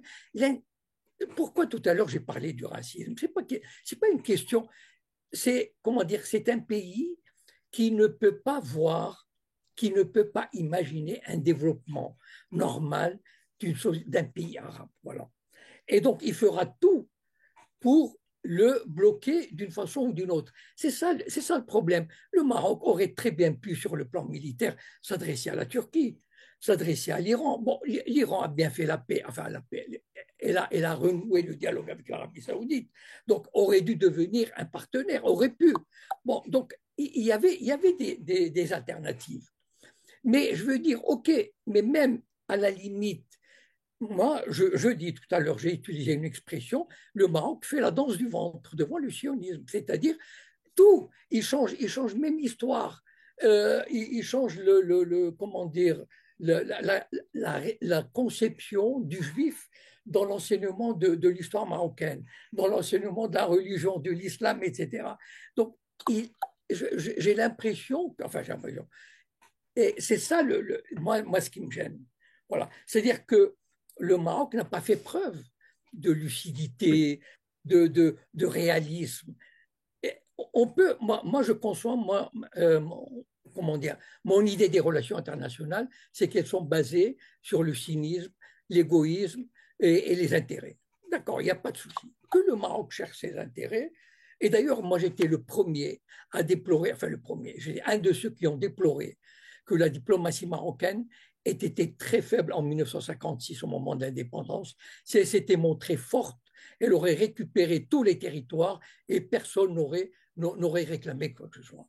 Donc, je suis pour une diplomatie forte, lucide, ouverte, mais avec un partenaire. Vous savez, on dit le diable, on peut lui parler, enfin souper avec lui, mais avec une cuillère qui fait 3 mètres. Donc, Israël est un État en qui, enfin à mon avis, on ne peut pas lui faire confiance. Un pays arabe, une société arabe ne peut pas lui faire confiance. Voilà. Tu connais ça? Bon, vous comprendrez que je n'adhère pas à certaines des analyses qui ont été faites parce que on a un exemple de réconciliation de deux ennemis héréditaires. C'est la France et l'Allemagne. On s'était fait 3 guerres particulièrement meurtrières avec occupation, etc. Et puis 2 hommes d'État, comme d'ailleurs l'avaient fait Sadat et Rabin, 2 hommes d'État décident que finalement on arrête le match et qu'on trouve les modalités de la coexistence. Donc heureusement, de temps en temps, il y a effectivement des lueurs de comment dire, d'espérance. Et encore une fois, c'est vrai qu'on n'est pas pour le moment dans cette configuration, c'est le moins qu'on puisse dire. La deuxième chose qui me choque, si vous voulez, moi évidemment, je ne connais pas la situation précise à Gaza. Moi, ce qui m'intéresse, c'est la nature du débat tel qu'il est formulé ici. Par exemple, quand il y a des libérations d'otages, d'abord, c'est un otage pour 3 Palestiniens emprisonnés. Deuxième remarque, les Palestiniens emprisonnés, la condition pour qu'ils soient restitués, c'est qu'ils n'aient pas de crime de sang, qu'ils n'aient pas du sang sur les mains. Bon. Alors on se dit, mais pourquoi ils étaient en prison? Surtout quand on apprend qu'il y a des femmes et des enfants qui sont libérés. C'est-à-dire qu'on est dans une situation très étonnante où on traite de la même manière des gens, parce qu'il paraît qu'il y a 4000 Palestiniens en Israël qui sont arrêtés. Je ne sais pas d'où je tiens ce chiffre. Enfin, si vous voyez que pour qu'on arrive à libérer tous les otages, on n'atteindra pas à vider le stock des Palestiniens emprisonnés en Israël. Donc, on en arrive même à perdre, si vous voulez, un critère de ressemblance et d'assimilation où les victimes seraient simplement la base du raisonnement. Encore une fois, libérer des femmes et des enfants, qu'avaient-ils donc fait? Est-ce qu'ils avaient jeté des pierres sur des soldats? Enfin, quelle était la nature du crime? Dernière remarque, moi je trouve que Rachid a raison. Il faut quand même penser que les plus grands massacreurs de Palestiniens, ça a été la Jordanie. Hein, c'est Septembre Noir. Donc, si vous voulez, il faut bien reconnaître que les États arabes se sont défaits, ont instrumentalisé la cause palestinienne, en grande partie d'ailleurs pour empêcher que les régimes soient déstabilisés. Et c'était le cas en Jordanie, hein, puisque vous savez que la famille jordanienne est une famille bédouine, alors que la majorité de la population est palestinienne. Donc, accueillir des Palestiniens était pour le gage d'une instabilité. Il valait mieux un massacre. Bon. Et donc, on est sur quand même quelque chose qui est une somme d'hypocrisie. Et la plupart des pays arabes ont refusé, quand il y a eu les mouvements de rue, de la démocratie en expliquant que la cause sacrée, c'était la lutte contre Israël, etc., etc. Donc, je pense que dans le calcul du Hamas, il y a l'idée quand même de recourir par-dessus la tête de ces dirigeants qui hésitent beaucoup à se prononcer, de recourir à une espèce d'appel à la rue arabe. Et moi, ça ne m'étonnerait pas qu'on ait, notamment vis-à-vis de régimes qui ne se sont pas prononcés ou qui ne se prononcent que du bout des lèvres, qui ne veulent pas remettre en question les accords d'Abraham, qu'ils soient déstabilisés par des mouvements sociaux. C'est peut-être le calcul du Hamas, j'en sais rien. Mais enfin, en tout cas, ça n'annonce pas une situation très, très positive. Alors, Ayoub, si tu permets, il y a 3 points c'est vrai que j'aimerais rebondir. Bon, le premier, déjà rapidement, par rapport au prix Nobel, Je rappelle qu'au summum de la guerre froide, entre les deux blocs, communiste et libéral occidental, il y a eu quand même 2 prix Nobel soviétiques. Et je parle de sciences dures, de physique, Lev Landau et Kapitsa. D'accord? Je ne parle pas de Solzhenitsyn, là, effectivement, ça peut être idéologique. Quand on est dans le domaine des sciences dures, c'est quand même un peu compliqué d'évacuer une découverte qui aura des implications techniques et pratiques très importantes. D'autant plus qu'on n'a même pas besoin d'atteindre ce niveau de comptabilité. Il suffit de voir, et je pense que tous les gens qui vivent au Maroc, il suffit de voir le niveau de notre système éducatif. Je veux dire, il n'y a pas besoin d'être un grand sociologue pour voir que ça ne peut pas produire un prix Nobel. Et que les quelques rares Arabes qui effectivement ont obtenu ou co-obtenu un prix Nobel l'ont obtenu en ayant fait carrière au MIT ou à l'étranger, dans de grandes universités occidentales. Donc nos sociétés sont incapables de produire un logos, malheureusement. Et là, ce n'est pas les régimes arabes. On peut remonter jusqu'au Mamelouk, d'accord? Et tout le rôle que le fer a joué dans cet abrutissement généralisé, dans cet enfermement des peuples dans une forme de littéralisme religieux qui a évacué tout ce qui relève du profane, enfermant les gens dans le halal et le haram. On peut remonter très loin, hein, et même aux Omeyyades, qui ont déjà semé les graines de cette tyrannie intellectuelle.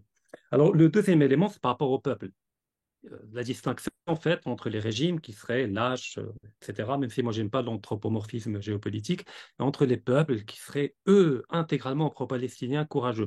Je rappelle que les peuples ne sont pas une catégorie géopolitique. Le peuple est une catégorie sociologique, anthropologique. C'est pas une catégorie géopolitique. Vous lâchez le peuple, il fera quoi? Il ira dos de chameau en Palestine pour libérer la Palestine? Ou il ira à la nage en Méditerranée? Le peuple n'est pas une catégorie. À la limite, si on parle de l'armée en tant que levier coercitif capable de se projeter militairement, si on parle de projection militaire des pays arabes, laissez-moi rire, je veux dire, premièrement. Deuxièmement, avec quoi on va faire la guerre?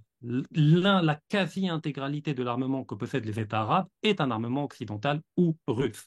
Donc il y a une dépendance technologique, on ne produit pas l'essentiel des munitions, elles sont achetées aux fournisseurs premiers, donc on fera une guerre d'1 mois.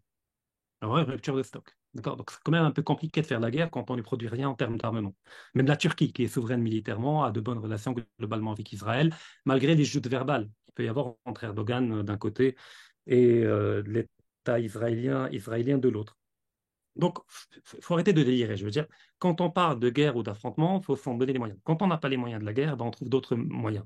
Dans les relations internationales, il y a une doctrine, malheureusement, qui est très méconnue en dehors de la sphère hispanophone et légèrement anglophone, c'est celle de Carlos Escudé, la doctrine du réalisme périphérique.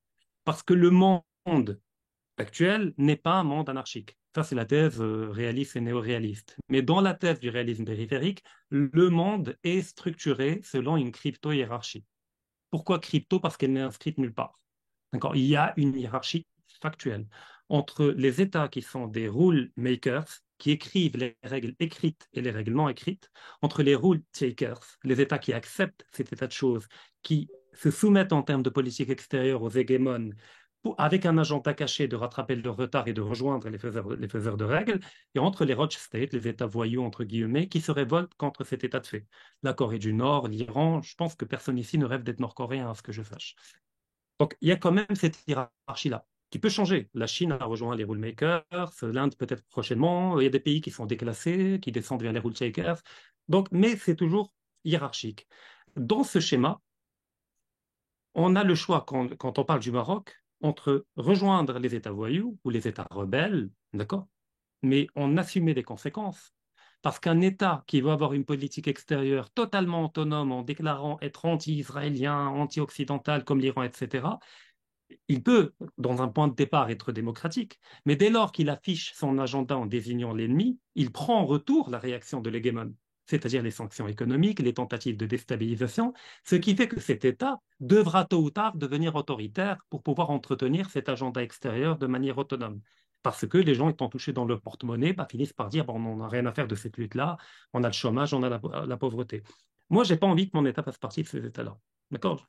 Le deuxième catégorie, c'est d'accepter une perte relative de notre politique extérieure en mettant de côté l'hostilité vis-à-vis d'Israël, pas par naïveté. Moi, je rappelle que l'État marocain, quand même, c'est 1000 ans de pratique politique. Je veux dire, prêter à l'État marocain une forme de naïveté politique de croire que les Israéliens seraient des bouquets de fleurs vivants ou des bisounours, c'est, je pense, mal connaître le Marocain et l'État marocain. Quand même, c'est quand même pas rien, le président marocain, en termes de capacité à appréhender et à mesurer le danger potentiel d'un tel partenaire. Tu veux Mais dire l'État marocain, la monarchie. Pas que la monarchie. C'est-à-dire, si on devait parler d'un logos politique marocain, c'est le Mrzen, dont le noyau est la monarchie. Mais il y a des cercles concentriques qui constituent globalement le Mrzen et qui s'étendent même aux Marocains. C'est-à-dire, tous les Marocains font partie de Mrzen indirectement ou directement. Donc l'État marocain est conscient de la dangerosité de la chose, mais il y a des calculs et des fenêtres d'opportunité, notamment le départ de Trump, puisque c'était à la fin du mandat de Trump, et il paraissait évident que l'État profond américain n'allait pas laisser Trump avoir un deuxième mandat, et que c'était la chance ultime d'obtenir la reconnaissance de l'hégémon américain par rapport à la marocanité du Sahara. Ça, c'est pas parti en l'air, c'est resté la reconnaissance américaine, qu'on le veut ou non. Ça a permis un saut qualitatif dans la question de la défense de l'intégrité territoriale. Mais c'est bon, globalement, voilà. C'est-à-dire, on est dans un réalisme très particulier où le Maroc a dû composer avec la hiérarchie telle qu'elle était établie et que tous les États qu'Israël empêche de se développer, c'est les États qui affichent ouvertement leur agenda anti-israélien. Je rappelle que la Turquie a pu se développer. Pourtant, c'est un État musulman proche d'Israël, rien n'a été fait.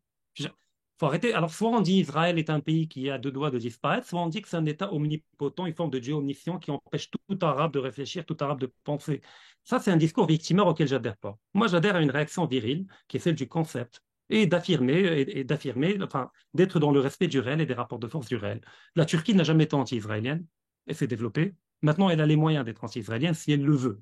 Encore faut-il que ça soit dans ses intérêts. Donc, je n'ai pas à sacrifier le Maroc sur l'autel d'une cause idéologique qui est en totale déconnexion avec les rapports de force objectifs dans le réel.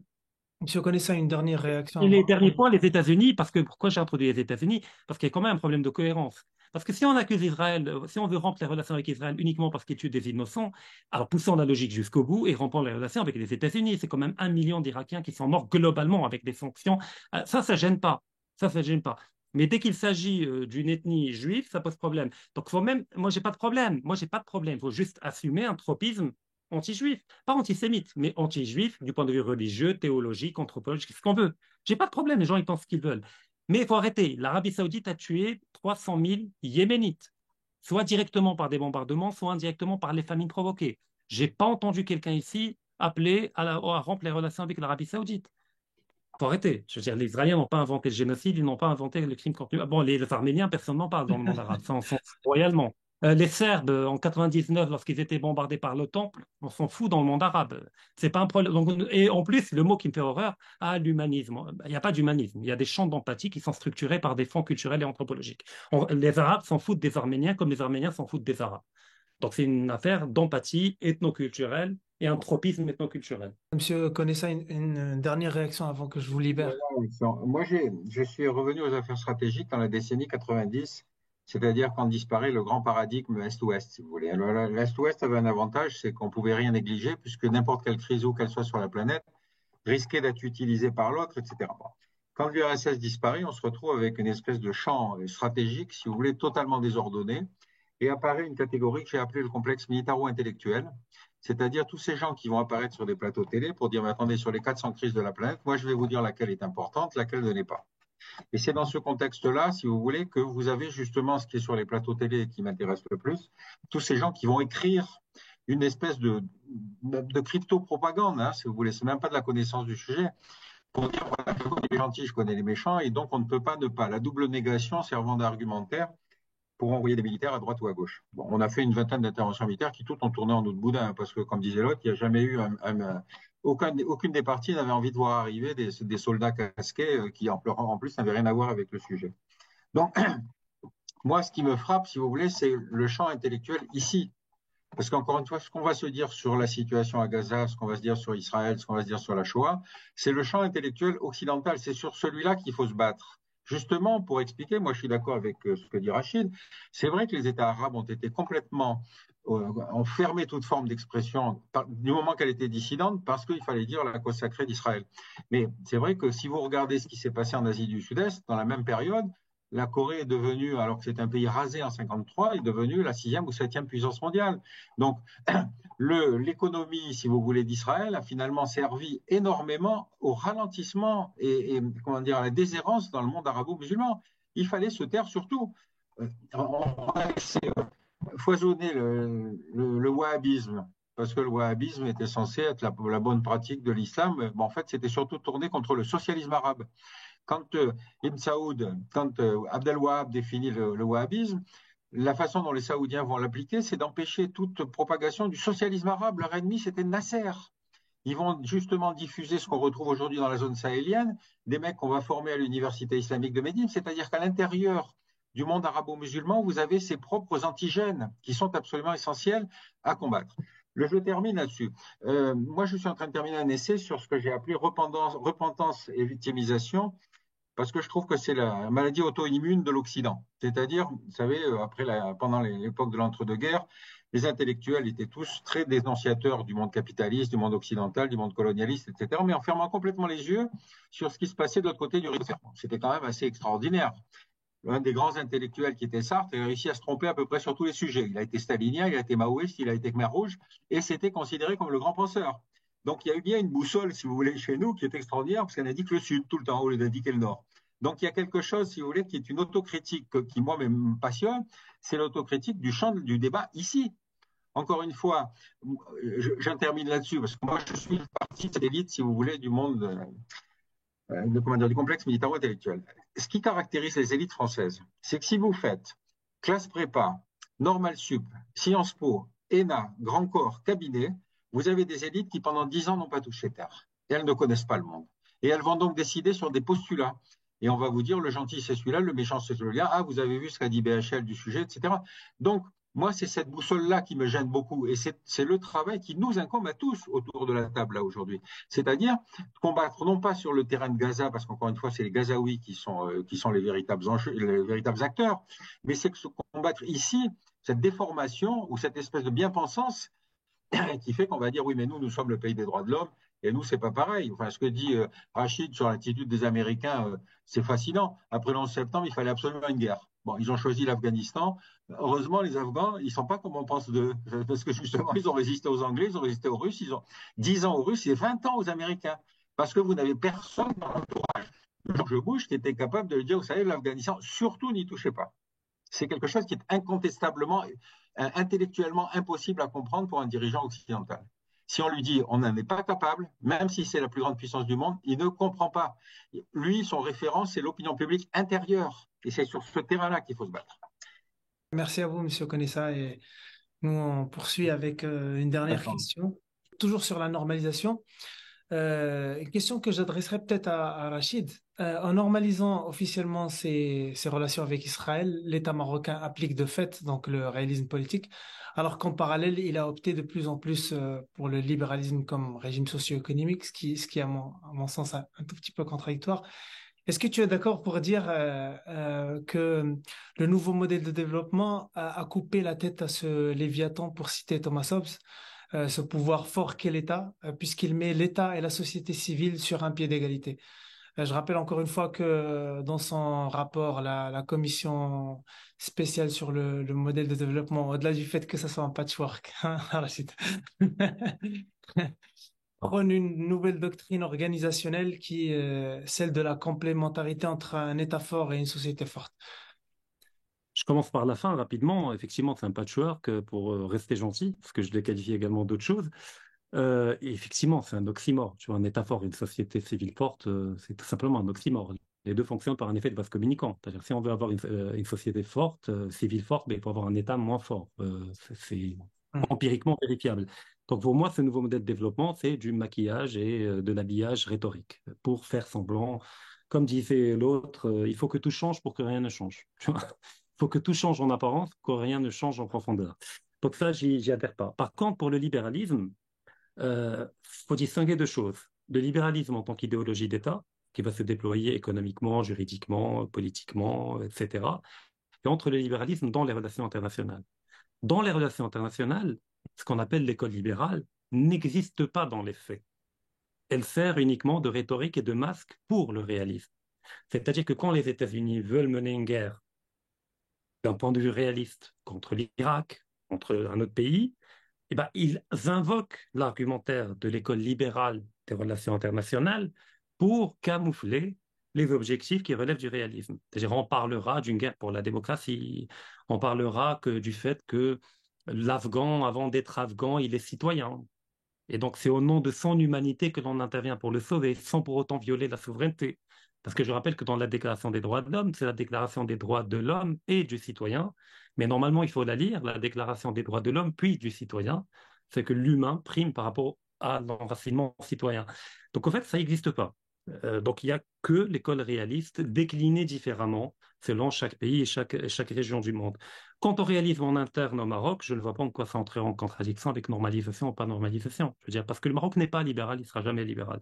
On a un vernis libéral, on mène des réformes en apparence libérales, mais grattez le plus libéral des Marocains et vous trouvez le Makhzen, le rentier, le Mqaddam, le Qaïd, vous trouvez tout dans le Marocain, c'est des couches superposées. C'est ce qu'on appelle un mythos, une forme de logo profond, profondément ancré, que l'on peut voilà, revêtir comme le russe, comme le chinois. Un chinois libéral, déjà ça fait rire. D'accord?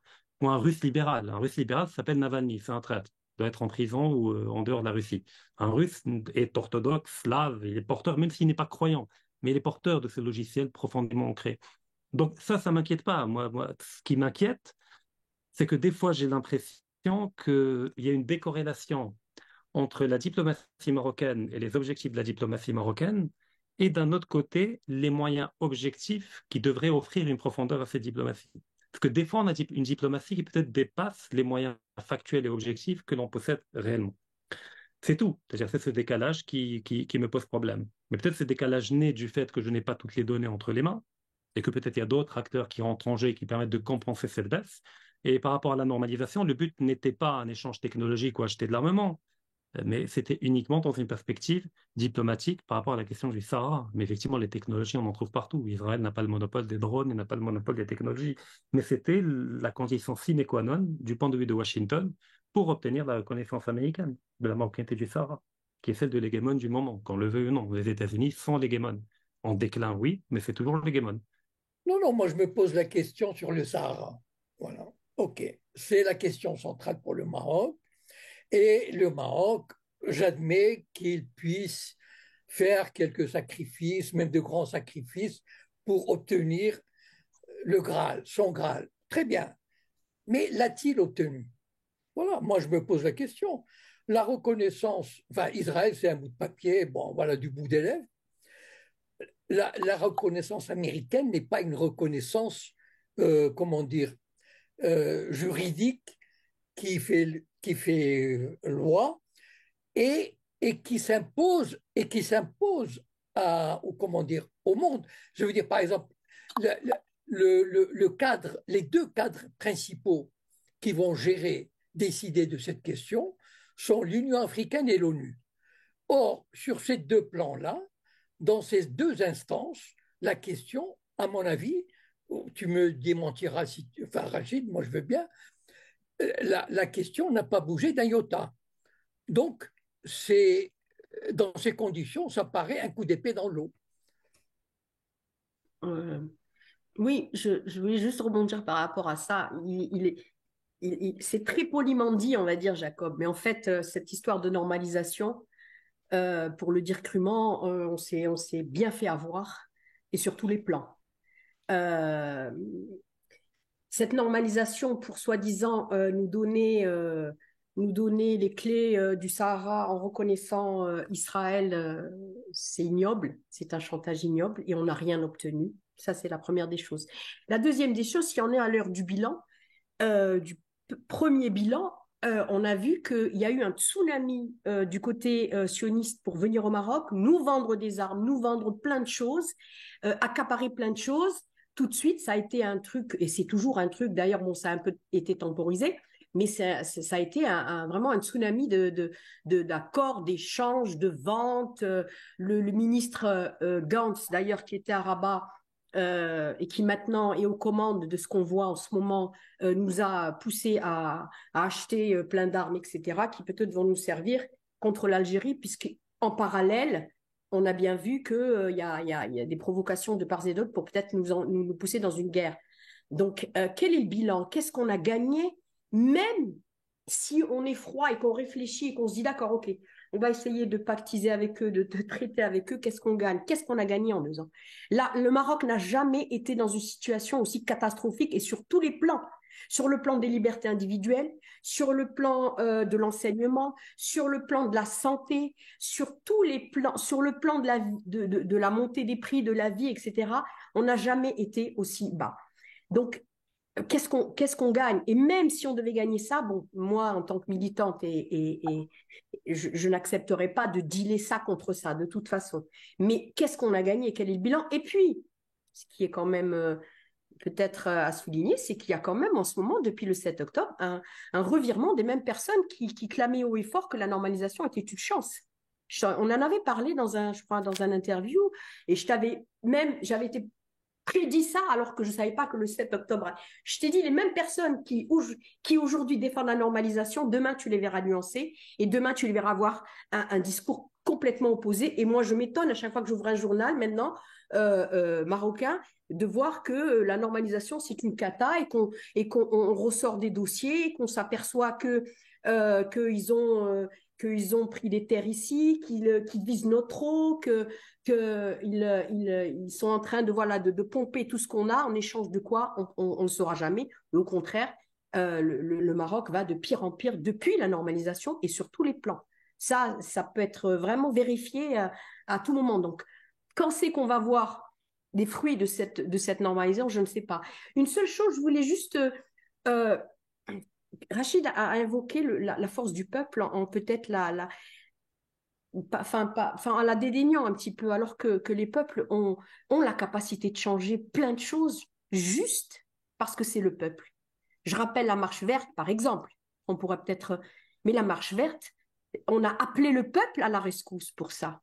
On lui a dit, va vers le Sahara pour le récupérer. Et c'est le peuple qui est parti.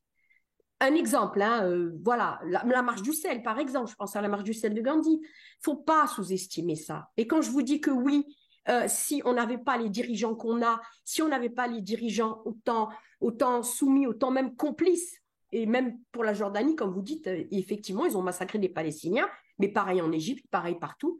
Oui, effectivement, il ne faut pas sous-estimer cette force, mais on est encore une fois, comme je vous ai dit, on est palestinien même chez nous. Alors après, oui, est-ce qu'on risque, qu'est-ce qu'on risque? Oui, on risque beaucoup peut-être en refusant cette normalisation et en ayant cette posture que vous avez décrite de résister et de faire partie des... Maintenant, aujourd'hui, on peut voir qu'il y a d'autres ouvertures. Je ne sais pas, les BRICS, le nouveau pôle qui s'ouvre, ça peut être aussi, je sais pas, Franchement, les mais je dis briques. ça, je dis rien. Ça peut être aussi, mais pourquoi pas? Pourquoi pas? Pourquoi il faut absolument qu'on attende des États-Unis et de mendier et de quémander la sécurité toujours au même? Pourquoi on serait pas nous capables voilà, de changer même d'orientation? J'en sais rien, je pose la question. Bah, peut-être parce que la géographie n'est pas très démocratique et qu'on n'a jamais vu un pays déménager et se rapprocher des BRICS. Il y a quand même des dictats imposés par la géographie et par l'histoire qui font que l'on a des fois des tropismes que l'on n'a pas choisis et qu'on doit composer avec. Alors, par rapport au peuple, le peuple marocain ne s'est pas réveillé un jour en se disant collectivement, partageant ses WhatsApp, tiens, ben, on va faire la marche verte. Il a fallu quand même qu'un homme, qu'un État, qu'un Absolument. roi ait la vision, la stratégie, la Absolument. logistique, l'organisation, et le peuple n'est jamais qu'un levier.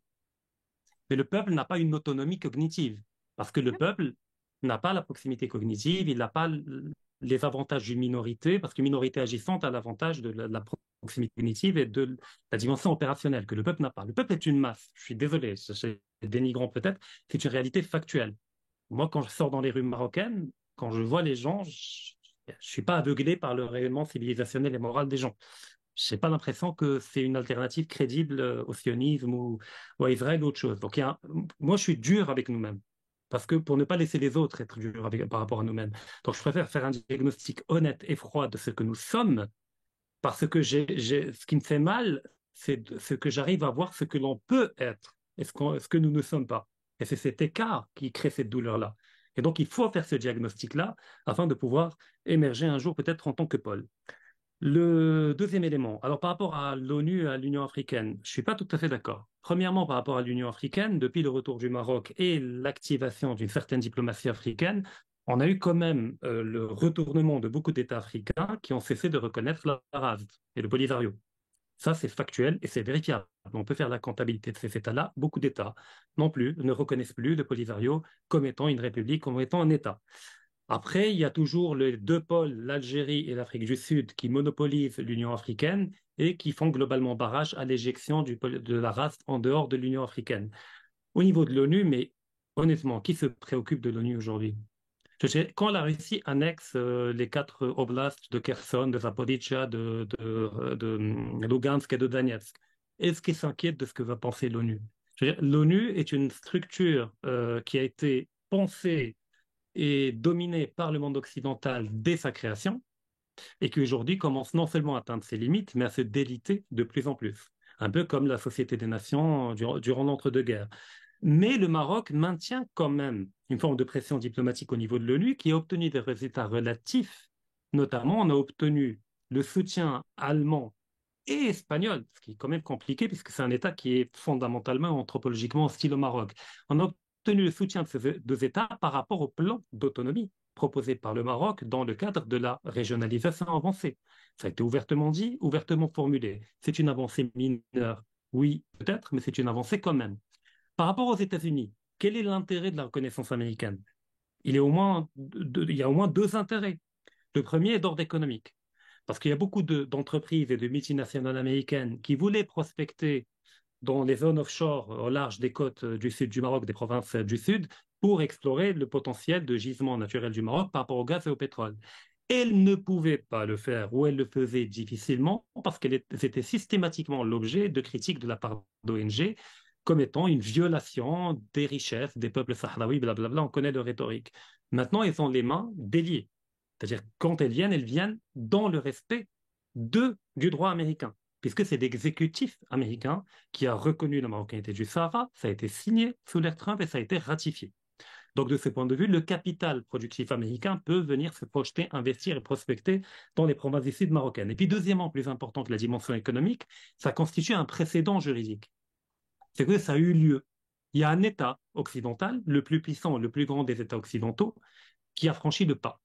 Et donc aujourd'hui, quand on négocie avec la France ou avec la Grande-Bretagne pour obtenir leur reconnaissance, on ne le fait pas de la même manière que quand on n'avait pas la reconnaissance américaine, où chaque État occidental pouvait se cacher derrière le multilatéralisme. Ah, c'est une affaire qui doit être décidée à l'ONU. Ah, elle doit être décidée à l'Assemblée générale.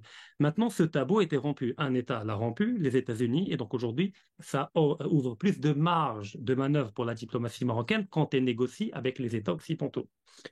Donc ça, on ne peut pas en voir les fruits sur 3 4 ans. Quand on parle des relations internationales, on est dans une temporalité de très longue durée. Parce qu'il n'y a pas de mépris dans ce que je vais dire, mais c'est très confortable d'être un militant.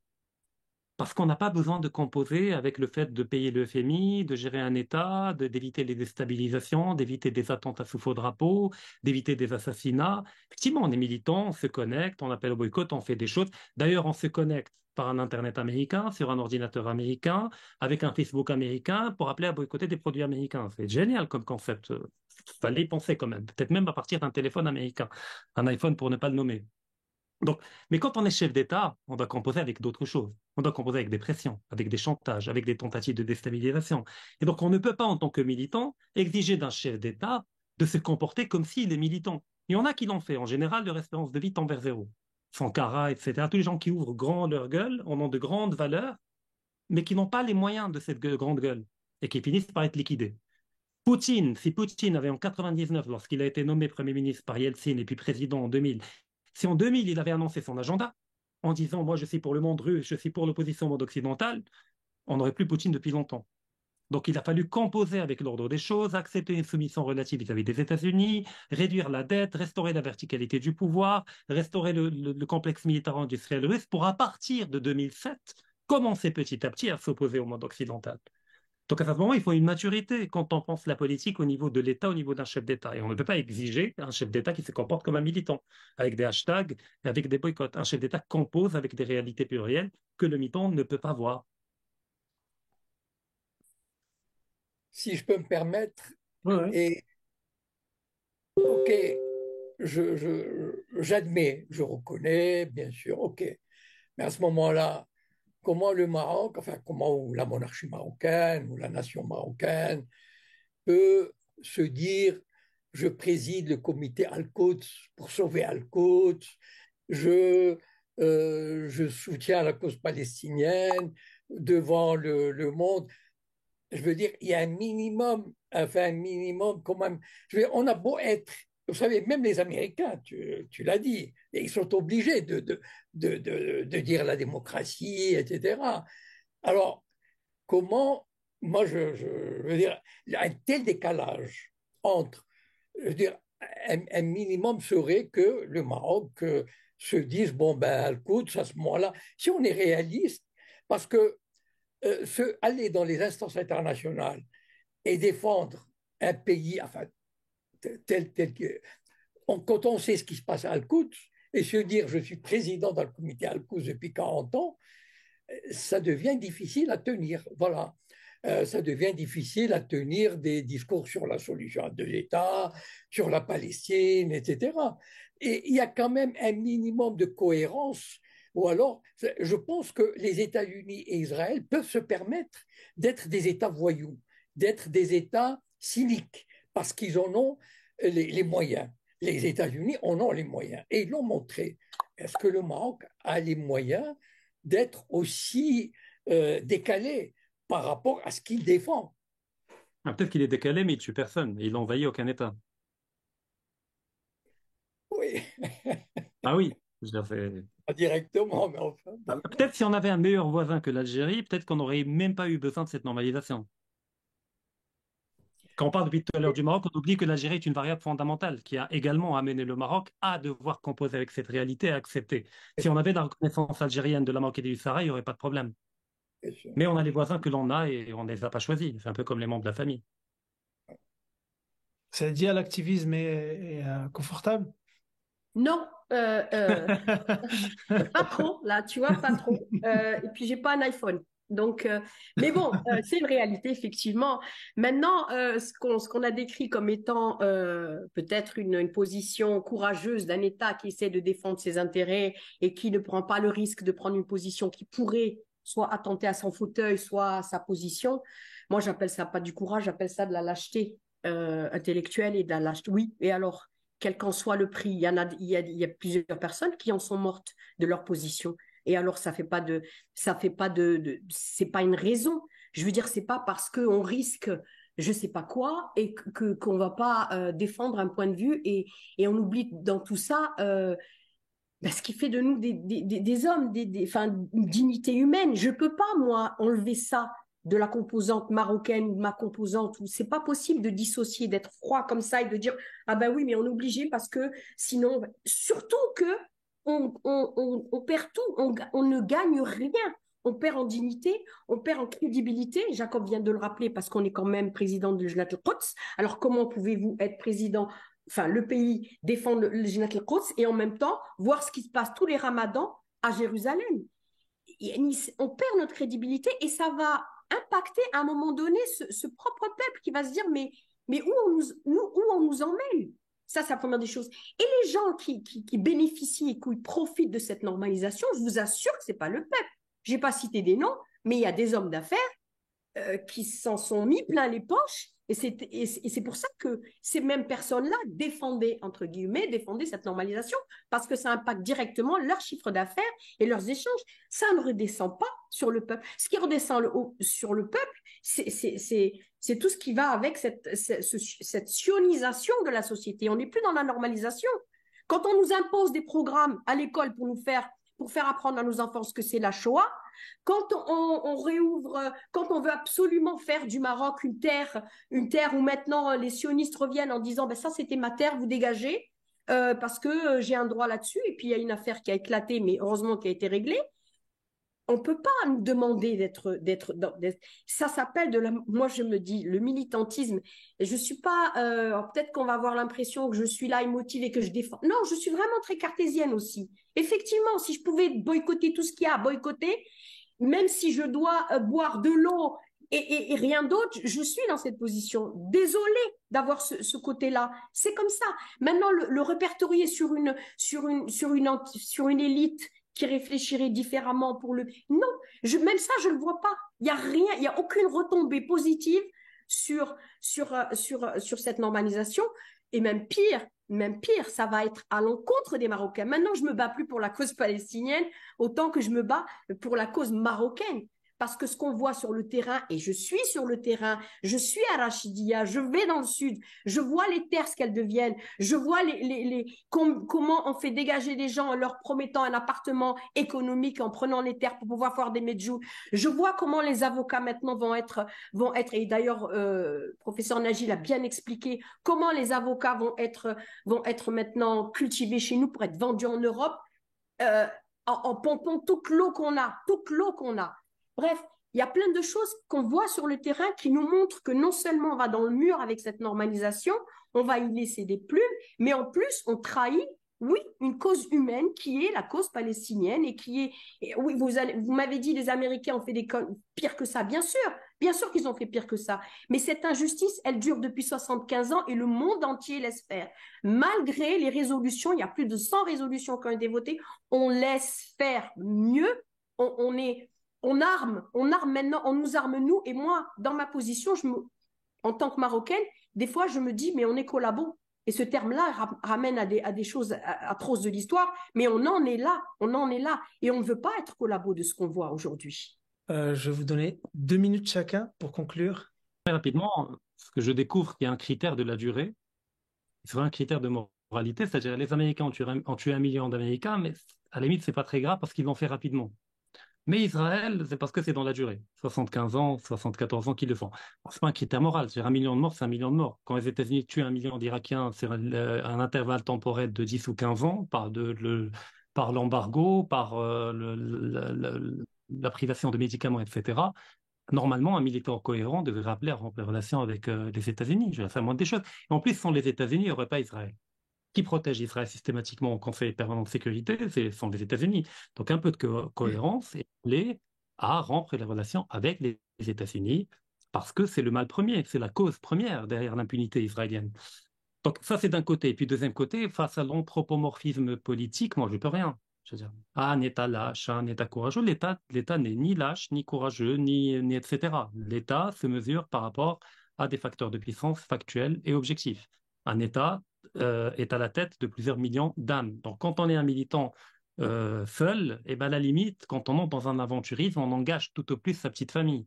Quand on est chef d'État, il y a quand même 30 millions de personnes ou 40 millions de personnes. Et on ne peut pas se permettre de porter des slogans anti-israéliens, anti-occidentaux, un peu à l'iranienne ou à la Corée du Nord, en embrigadant avec soi 30 millions de personnes à qui on n'a rien demandé. Je veux dire, il n'y a pas de référendum pour demander est-ce que tous les Marocains sont prêts à mourir pour la Palestine. Et j'espère pas qu'il y ait ce type de référendum, parce que on va entrer dans une autre discussion. Et puis, je m'inquiète pas pour le peuple marocain, pour la stabilité politique au Maroc, et je sais de quoi je parle. Après, s'il y a des combats légitimes, oui, il y a des combats légitimes, la spoliation immobilière, l'expropriation, les inégalités, le clanisme qui est dans bon nombre de sphères au pouvoir au Maroc, qui asphyxie l'économie, qui tue toute innovation, le népotisme, tout cela existe et il faut le combattre.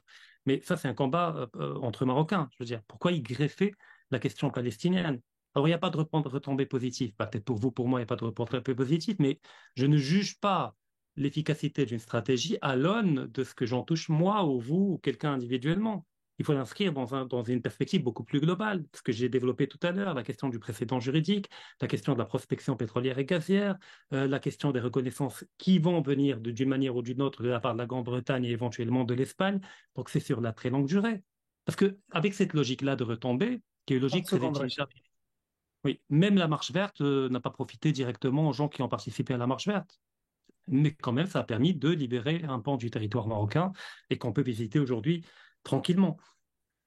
Donc voilà, j'ai l'impression d'avoir un débat de militants contre le réalisme, militants avec tout ce que cela implique comme respect. Moi, j'ai rien contre le militantisme, j'ai moi-même milité à une époque donnée, mais à un certain moment, il faut comprendre que ça se passe différemment sur d'autres strates et chacun a son champ de compétences. Le militant milite dans le champ du militantisme, et puis ceux qui dirigent l'État doivent militer dans le champ que l'État leur permet et les rapports de force internationaux leur permettent. Monsieur Cohen, 3 minutes pour conclure. Ah, moi, je veux dire, je suis triste de voir le monde arabe, la nation arabe qui a eu beaucoup d'espérance dans les années 50, 60, et malheureusement, pour toutes sortes de raisons, il y a des raisons internes, c'est vrai, comme l'a dit Rachid, ça veut dire propre à la société arabe, qui a des lacunes, qui a des faiblesses, et qui l'ont empêché de se développer, de s'épanouir, la nature des régimes, les non-dits, l'oppression culturelle et les pesanteurs. Mais il y a eu aussi un élément qui est venu perturber le développement de la nation arabe et qui est Israël et qu'il a fait avec détermination, 1956, 67, etc., avec détermination, avec obstination, avec cynisme. Et il est quasiment, enfin je dirais, avant le 7 octobre, j'aurais dit qu'il était arrivé quasiment à ses fins.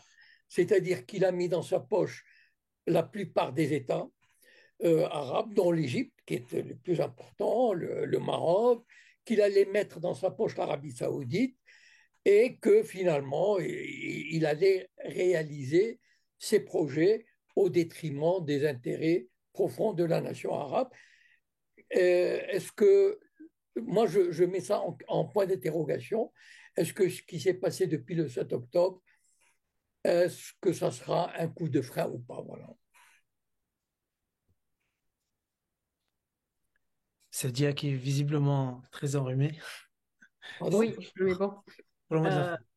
En tout cas, moi, je voulais juste te rappeler une chose, c'est que quand je parle de l'entité sioniste, pour moi, je les mets sur le même niveau, même que les États-Unis, surtout que toute la politique des États-Unis est menée par le sionisme. Donc déjà, ça se rejoint. La dernière visite du ministre de la Défense a dit, je suis en Israël en tant que juif avant d'être en tant qu'Américain. Donc l'un dans l'autre, on retombe sur les mêmes choses. Ce qui veut dire que le pouvoir de Washington n'est forcément pas à Washington. Euh, Moi, quand je dis qu'on perd, au Maroc, on va tout perdre, oui, je le maintiens. Ces calculs froids ne vont pas dans le sens du peuple et on n'a pas besoin de ressentir nous-mêmes en tant que Marocains les effets sur. On va le ressentir, ça c'est sûr. Quand on dit que la prospection gazière américaine va profiter au Maroc, a profité à quelques personnes comme d'habitude. Où est-ce qu'on a vu des, des interventions comme ça au large de mers étrangères qui a profité au peuple dans tous les peuples où les Américains se sont installés? Moi, je ne connais pas de. Enfin, ça retombe sur les, les, les personnes qui dirigent, qui monopolisent cette richesse, etc. Donc, on sait comment ça se passe. Aucun Américain ne veut du bien à un autre pays. Il ne faut pas rêver plus que ça, je veux dire. Et donc, pour conclure, oui, le 7 octobre a réveillé plein de choses. Ça a freiné la normalisation au Maroc, mais grave. Ça a freiné des cas. Bon, après, ça peut reprendre, puisque on attend peut-être que ça se passe, mais pour l'instant, ça a freiné. Les mêmes personnes qui défendaient maintenant font marche arrière, ce qui prouve que voilà que même l'entité sioniste n'est pas sûre, ne sera en sécurité nulle part en fait et ne sera accueilli nulle part comme ça, bras ouverts, sans qu'il y ait chaque fois des remises en question. Et tant mieux pour nous. Moi, je peux pas enlever la, la, la loyauté, la morale d'une action, quelle qu'elle soit, même politique. Je peux pas. C'est comme ça, excusez-moi, mais c'est comme ça. On peut pas enlever une posture d'un acte, même politique. Il y a des choses qui ne sont pas acceptables, il y a des choses qu'on ne peut pas laisser passer, quel qu'en soit le prix, quel qu'en soit le prix qu'on va en payer, nous, notre petite famille ou même d'autres personnes. Mais bon, voilà. Et puis, pour conclure, merci en tout cas à ce débat qui m'a beaucoup plu et voilà, qui est enrichissant et c'est des initiatives très rares, hein. Bravo Ayoub parce que c'est assez rare d'avoir ce genre de débat. Franchement, j'en sors grandi et merci en tout cas pour nous avoir donné la parole. Juste une phrase que j'ai entendue il n'y a pas longtemps que j'ai bien aimée, mais bon, ça va peut-être faire bondir quelques-uns. En fait, on dit que le monde entier est occupé par Israël, sauf Gaza. Voilà Bon, ma conclusion. merci à tous pour cette discussion C'était une aussi. boutade. Merci à vous pour cette discussion aussi tranchante et pertinente. Votre capacité à débattre sans détour et c'est rafraîchissant. Merci beaucoup. Et Merci. et je vous dis à Bonne très soirée. bientôt. À À très très bientôt. bientôt. Merci.